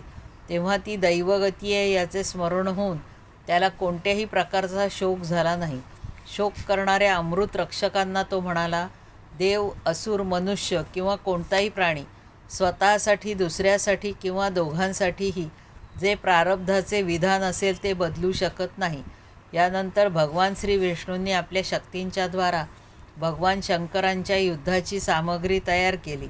त्यांनी धर्मापासून रथ, ज्ञानापासून सारथी, वैराग्यापासून ध्वज, ऐश्वर्यापासून घोडे, तपश्चर्येपासून मनुष्य, विद्येपासून कवच, क्रियेपासून बाण आणि आपल्या इतर अनेक शक्तींपासून पुष्कळ अन्य वस्तू निर्माण केल्या. या सामग्रीने सज्ज होऊन भगवान शंकर रथावर आरूढ झाले आणि त्यांनी धनुष्यबाण धारण केले. अभिजित मुहूर्तावर भगवान शंकरांनी धनुष्यावर बाण चढवला आणि ती 3 दुर्भेद्य पुरे भस्मसात करून टाकली. युधिष्ठिरा त्याचवेळी स्वर्गात दुदुंभी वाजू लागल्या. शेकडो विमानांची गर्दी झाली. देव, ऋषी, पितर आणि सिद्धेश्वर आनंदाने जय जयकार करीत पुण्यवर्षाव करू लागले. अप्सरा नाचू आणि गाऊ लागल्या.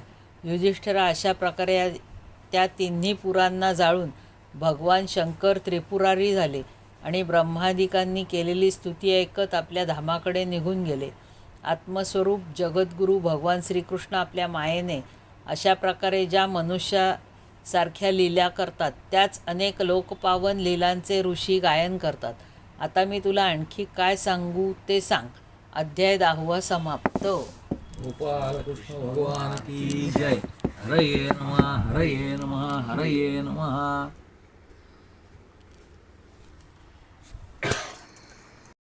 मंगलमूर्ती मोरया. श्रीमद्भागवत महापुराण की जय. श्री वेदव्यास भगवान की जय. श्री शुक भगवान की जय. श्री गोपाल कृष्ण भगवान की जय. ओम नमो भगवते वासुदेवाय. अथेकादशोऽध्यायः. मानवधर्म, वर्णधर्म आणि स्त्री धर्माचे निरूपण. श्री शुक म्हणतात, भगवन्मय झालेल्या प्रल्हादाचे साधू समाजात सन्मानित झालेले पवित्र चरित्र ऐकून महापुरुषात अग्रगण्य युधिष्ठिराला अत्यंत आनंद झाला. त्याने नारदांना पुन्हा विचारले. युधिष्ठिर म्हणाला, भगवान, आता मी वर्ण आणि आश्रम तसेच मनुष्यांचा सनातन धर्म यांचे श्रवण करू इच्छितो, कारण धर्मामुळेच मनुष्याला परमपदाची प्राप्ती होते. हे नारद महोदय, आपण प्रजापती ब्रह्मदेवांचे पुत्र आहात. शिवाय तपश्चर्या, योग आणि समाधी यांमुळे इतर पुत्रांपेक्षा आपण त्यांना अधिक प्रिय आहात. आपल्यासारखे नारायण परायण, दयाळू, सदाचारी, शांत, विद्वान ब्राह्मण धर्माचे अत्यंत गुप्त रहस्य असे जाणतात. तसे दुसरे लोक जाणत नाहीत. नारद म्हणतात, अजन्मा भगवंतच लोकांच्या सर्व धर्मांचे मूळ कारण आहेत. तेच प्रभू जगाच्या कल्याणासाठी धर्म आणि मूर्ती यांच्यापासून आपल्या अंशाने अवतीर्ण होऊन बद्रिकाश्रमामध्ये तपश्चर्या करत आहेत. त्या नारायण भगवानांना नमस्कार करून त्यांच्याच मुखातून ऐकलेला सनातन धर्म मी सांगतो. युधिष्ठिरा, सर्व वेद स्वरूप भगवान श्रीहरी, त्यांचे तत्त्व जाणणाऱ्या महर्षींनी रचलेल्या स्मृती आणि ज्यामुळे अंतःकरण प्रसन्न होते ते कर्म हे धर्माचे मूळ आहे. युधिष्ठिरा, धर्माची 30 लक्षणे शास्त्रात सांगितली आहेत.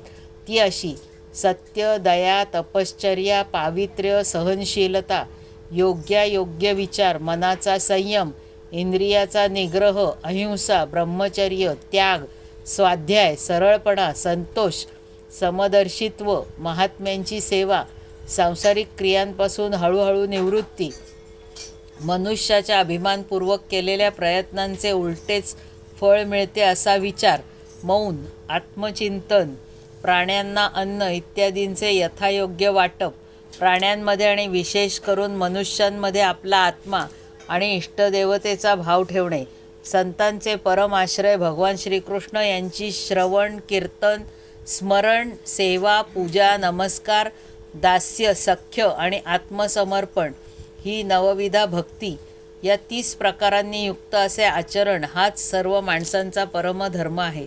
याच्या पालनाने सर्वात्मा भगवंत प्रसन्न होतात. धर्मराज, ज्यांच्या वंशामध्ये अखंडपणे संस्कार होत आलेले आहेत आणि ज्यांना ब्रह्मदेवांनी संसार योग्य मानले आहेत, त्यांना द्विज म्हणतात. जन्म आणि कर्माने शुद्ध असणाऱ्या द्विजांसाठी यज्ञ, अध्ययन, दान आणि ब्रह्मचर्य इत्यादी आश्रमासाठींच्या कर्मांचे शास्त्राने विधान केले आहे. अध्ययन, अध्यापन, दान घेणे व देणे आणि यज्ञ करणे व करविणे ही ब्राह्मणाची 6 कर्मे होत. क्षत्रियाने दान घेता कामा नये. प्रजेचे रक्षण करणाऱ्या क्षत्रियाने जीवननिर्वाह ब्राह्मणांखेरीज इतर सर्वांकडून यथायोग्य कर इत्यादी घेऊन करावा. वैश्याने नेहमी ब्राह्मणांना अनुकूल राहून गायी पाळणे, शेती आणि व्यापार यांद्वारा आपली उपजीविका चालवावी. द्विजांची सेवा हा क्षुद्राचा धर्म होय. त्याची उपजीविका त्याच्या मालकाने चालवावी. ब्राह्मणांच्या उदरनिर्वाहाची साधने 4 प्रकारची आहेत. वार्ता, यज्ञ, अध्यापन इत्यादी करून धन घेणे. शालीन, न मागता जे मिळेल त्यावर उपजीविका करणे. यायावर, दररोज धान्य इत्यादी मागून घेणे. आणि शीलोच्छन, शेतात धान्य काढून नेल्यानंतर पडलेले कण आणि बाजारात पडलेले धान्य कण वेचून त्यावर निर्वाह चालवणे. यांमध्ये पहिलीहून दुसरी, दुसरीहून तिसरी आणि तिसरीहून चौथी वृत्ती श्रेष्ठ होय. कनिष्ठ वर्णाच्या पुरुषाने आपत्तिकाल असल्याखेरीज वरिष्ठ वर्णाच्या वृत्तीचा अवलंब करू नये. क्षत्रिय दान घेण्याव्यतिरिक्त ब्राह्मणाच्या उरलेल्या 5 वृत्तींचा अवलंब करू शकतो. आपत्तिकालात सर्वजण सर्व वृत्तींचा स्वीकार करू शकतात. ऋत, अमृत, मृत, प्रमृत आणि सत्यानृत यांपैकी कोणत्याही वृत्तीचा आश्रय घ्यावा आणि परंतु श्वान वृत्तीचा अवलंब कधीही करू नये. बाजारात पडलेले तसेच शेतामध्ये पडलेले धान्यकण वेचून शीलोच्छ वृत्तीने उपजीविका करणे ऋत होय. मागितल्या खेरीज जे काही मिळेल त्या आयाचित वृत्तीने जीवन निर्वाह करणे अमृत होय. नेहमी याचना करून आणणे म्हणजेच मृत होय. शेती करून जीवननिर्वाह करणे प्रमृत होय. व्यापार करणे सत्यानृत होय. आणि कनिष्ठ वर्णाची सेवा करणे श्वानवृत्ती होय. या शेवटच्या निंद्य वृत्तीचा ब्राह्मण आणि क्षत्रिय यांनी कधीही आश्रय घेऊ नये, कारण ब्राह्मण सर्व वेदमय आणि राजा सर्व देवमय आहे. शम, दम, तप, पावित्र्य, संतोष, क्षमा, सरळपणा, ज्ञान, दया, भगवतपरायणता आणि सत्य ही ब्राह्मणाची लक्षणे होत. युद्धामध्ये उत्साह, वीरता, धैर्य, तेजस्विता, त्याग, मनोजय, क्षमा, ब्राह्मणांबद्दल भक्ती, कृपा करणे आणि प्रजेचे रक्षण करणे ही क्षत्रियाची लक्षणे होत. देव, गुरु आणि भगवंतांबद्दल भक्ती, धर्म, अर्थ, काम या 3 पुरुषार्थांचे रक्षण करणे, आस्तिकता, उद्योगशीलता आणि व्यापारिक निपुणता ही वैश्याची लक्षणे होत. वरिष्ठ वर्णांशी नम्रतेने राहणे, पवित्रता, स्वामीची निष्कपट सेवा, वैदिक मंत्राशिवाय यज्ञ, चोरी न करणे, सत्य, तसेच गाय व ब्राह्मणांचे रक्षण करणे ही क्षुद्राची लक्षणे होत. पतीची सेवा करणे, पतीला अनुकूल असणे, पतीच्या संबंधितांना प्रसन्न ठेवणे आणि नेहमी पतीच्या नियमांचे रक्षण करणे हे पतिव्रता स्त्रियांचे धर्म होत. साध्वी स्त्रीने झाडलोट करणे, सारवणे, रांगोळ्या काढणे इत्यादींनी घर आणि मनोहर वस्त्रालंकारांनी आपले शरीर अलंकृत करावे. सर्व भांडीकुंडी इत्यादी स्वच्छ ठेवावे. आपल्या पतीच्या लहान मोठ्या इच्छा पूर्ण कराव्यात. विनय, इंद्रिय संयम, सत्य आणि प्रिय वचनांनी प्रेमपूर्वक वेळोवेळी पतीची सेवा करावी. जे काही मिळेल त्यात संतुष्ट असावे. कोणत्याही वस्तूचा लोभ असू नये. सर्व कार्यांमध्ये चतुरपणे आणि धर्मानुसार वागावे. सत्य आणि प्रिय बोलावे. आपल्या कर्तव्यात तत्पर असावे. पती पतित झाला नसेल तर पवित्र अशा स्त्रीने नेहमी पतीचा सहवास करावा. जी पतिव्रता लक्ष्मीप्रमाणे पतिपरायण होऊन त्याला साक्षात भगवंतांचे स्वरूप समजून त्याची सेवा करते, तिच्या पतीला वैकुंठ लोकात भगवत स्वरूप प्राप्त होते आणि ती लक्ष्मी समान त्याच्याबरोबर आनंदात राहते. जे चोरी किंवा इतर पापकर्म करीत नाहीत त्या अंत्यज, चांडाळ इत्यादी अतिकनिष्ठ वर्णसंकर झालेल्या जातींच्या वृत्तीसुद्धा त्यांच्या त्यांच्या कुलपरंपरेनुसार चालत आलेल्याच होत. वेददर्शी ऋषींनी त्या युगात साधारणतः मनुष्यांच्या स्वभावानुसार धर्माची व्यवस्था केली आहे. तोच धर्म त्यांच्यासाठी इहलोकात आणि परलोकात कल्याणकारी आहे. जो आपल्या स्वाभाविक वृत्तीप्रमाणे स्वधर्माचे पालन करतो तो हळूहळू त्या स्वाभाविक कर्मांच्या वरच्या पातळीवर जाऊन गुणातीत होतो. महाराज, ज्याप्रमाणे वारंवार पेरणी केल्याने शेत स्वतःच शक्तिहीन होते आणि त्यात अंकुर उगवणेही बंद होते, इतकेच काय त्यात पेरलेले बीसुद्धा नष्ट होते. त्याचप्रमाणे हे चित्त जे वासनांचा खजिना आहे, विषयांचे अतिशय सेवन केल्याने त्याला स्वतःलाच उबग येतो, परंतु अल्प प्रमाणात भोग घेतल्यात तसे होत नाही. जसे एक एक थेंब तूप टाकल्याने आग विझत नाही, परंतु एकदम जास्त तूप पडले तर ती विझून जाते. ज्या पुरुषाचा वर्ण सांगण्यासाठी जे लक्षण सांगितले आहे ते जर दुसरा वर्ण असणाऱ्याच्या ठिकाणीही असेल तर तो सुद्धा त्याच वर्णाचा समजावा. अध्याय 11 समाप्त. गोपालकृष्ण भगवान की जय. हरये नमः, हरये नमः, हरये नमः. जाहीर करते. मंगलमूर्ती मोरया. श्रीमद् भागवत महापुराण की जय. श्री वेदव्यास भगवान की जय. श्री शुक भगवान की जय. श्री गोपाल कृष्ण भगवान की जय. ओम नमो भगवते वासुदेवाय. अथ 12ोऽध्यायः. ब्रह्मचर्य आणि वानप्रस्थ आश्रमांचे नियम. नारद म्हणतात, गुरुकुलात निवास करणाऱ्या ब्रह्मचार्याने आपली इंद्रिये स्वाधीन ठेवून दासाप्रमाणे आपल्याला लहान समजावे. गुरुदेवांच्या चरणी दृढ प्रेम ठेवावे आणि त्यांच्या हिताचे असेल तेच कार्य करावे. सायंकाळी आणि प्रातःकाळी गुरु, अग्नी, सूर्य आणि श्रेष्ठ देवतांची उपासना करावी आणि मौन राहून एकाग्रतेने गायत्रीचा जप करीत दोन्ही वेळची संध्या करावी. गुरुजी जेव्हा बोलावतील तेव्हा संपूर्ण शिस्त पाळून त्यांच्याकडून वेदांचे अध्ययन करावे. पाठाच्या प्रारंभी आणि शेवटी त्यांच्या चरणांवर डोके टेकवून नमस्कार करावा. शास्त्राच्या आज्ञेनुसार मेखला, मृगचर्म, वस्त्र, जटा, दंड, कमंडलू, यज्ञोपवीत आणि हातामध्ये दर्भपवित्र धारण करावे. सायंकाळी आणि प्रातःकाळी भिक्षा मागून आणावी आणि ती गुरुजींना समर्पित करावी. त्यांनी अनुज्ञा दिली तर भोजन करावे, नाहीतर उपवास करावा. आपल्या शीलाचे रक्षण करावे. थोडे खावे. आपले काम निपुणतेने करावे. श्रद्धा ठेवावी आणि इंद्रियांना आपल्या ताब्यात ठेवावे. स्त्री आणि स्त्रियांच्या अधीन राहणारे यांच्याशी आवश्यक असेल तेवढाच व्यवहार करावा. जो गृहस्थाश्रमी नाही आणि ब्रह्मचारी आहे त्याने स्त्रियांविषयी चाललेल्या गोष्टींपासून अलिप्त राहावे. इंद्रिये अतिशय बलवान आहेत. प्रयत्न करणाऱ्यांचे मनसुद्धा ती क्षुब्ध करून आपल्याकडे ओढतात. तरुण ब्रह्मचार्याने तरुण गुरुपत्नीकडून भांग पाडणे, शरीराला मालिश करणे, स्नान घालणे, उठणे लावणे यांसारखी कामे करून घेऊ नयेत.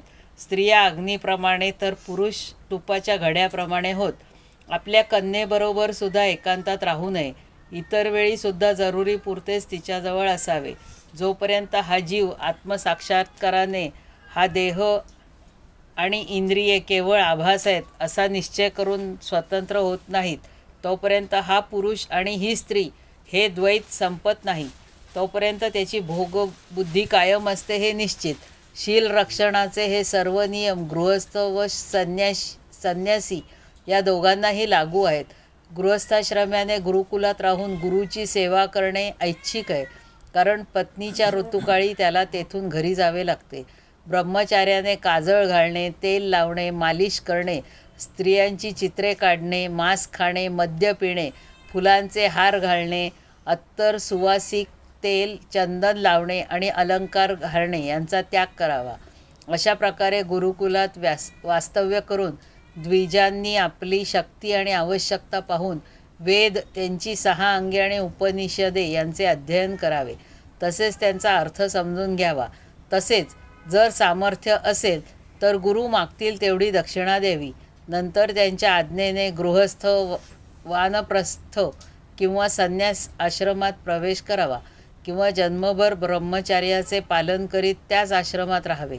जरी भगवंत स्वाभाविकपणे सर्व ठिकाणी व्यापून असल्यामुळे त्यांचे येणे जाणे असू शकत नाही, तरीसुद्धा अग्नी, गुरु, आत्मा आणि सर्व प्राण्यांमध्ये स्वतःच्या अंशभूत जीवरूपाने ते प्रविष्ट आहेत असे पाहावे.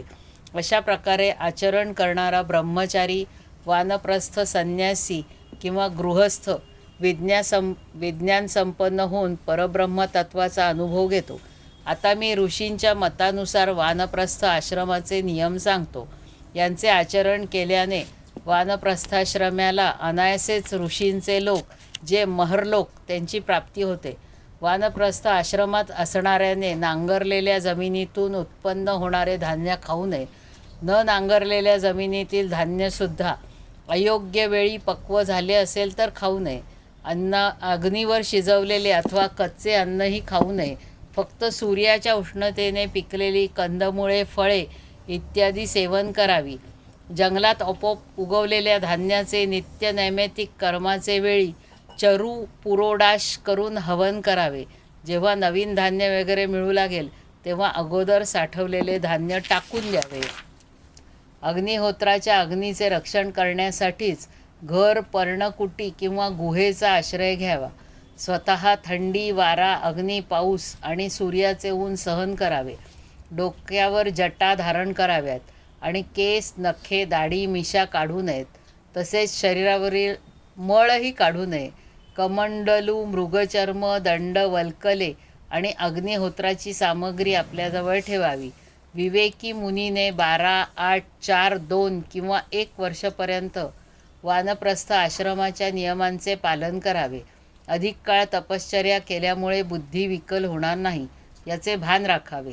वानप्रस्थ पुरुष आजार किंवा म्हातारपण यांमुळे आपली कर्मे पूर्ण करू शकत नसेल आणि वेदांत विचार करण्याचे सामर्थ्यही त्याच्यामध्ये नसेल तर त्याने अंशनादी व्रत करावे.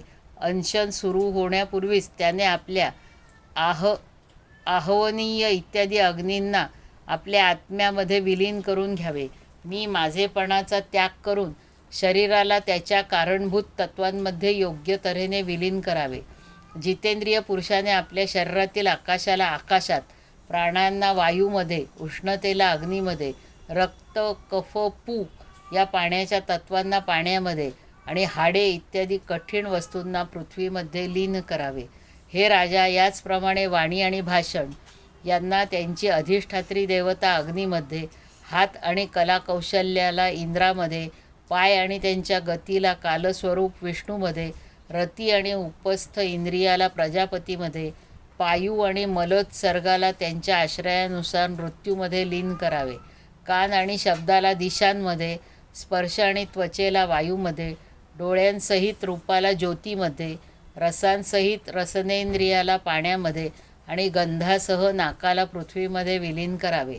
मनोरथासह मनाला चंद्रामध्ये,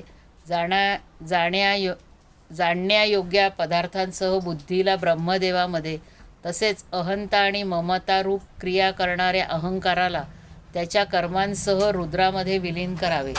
याचप्रमाणे चेतनेसहित चित्ताला क्षेत्रज्ञामध्ये आणि गुणांमुळे विकारी वाटणाऱ्या जीवाला परब्रह्मामध्ये लीन करावे. त्याचबरोबर पृथ्वीला पाण्यात, पाण्याला अग्नीमध्ये, अग्नीला वायूमध्ये, वायूला आकाशात, आकाशाला अहंकारामध्ये आणि अहंकाराला महत्त्वामध्ये, महत्त्वाला अव्यक्तामध्ये आणि अव्यक्ताला अविनाशी परमात्म्यामध्ये विलीन करावे. याचप्रमाणे अविनाशी परमात्म्याच्या रूपामध्ये शिल्लक राहिलेली जी चिद्वस्तू आहे तो आत्मा आहे, तो मी आहे हे जाणून अद्वितीय भावामध्ये स्थिर राहावे. जसे आपले आश्रय असणारे लाकूड भस्म झाल्यावर अग्नी शांत होऊन आपल्या मूळ रूपात राहतो, तसेच त्याने सुद्धा करावे. अध्याय 12 समाप्त. कृष्ण भगवान की जय. हरये नमः, हरये नमः, हरये नमः.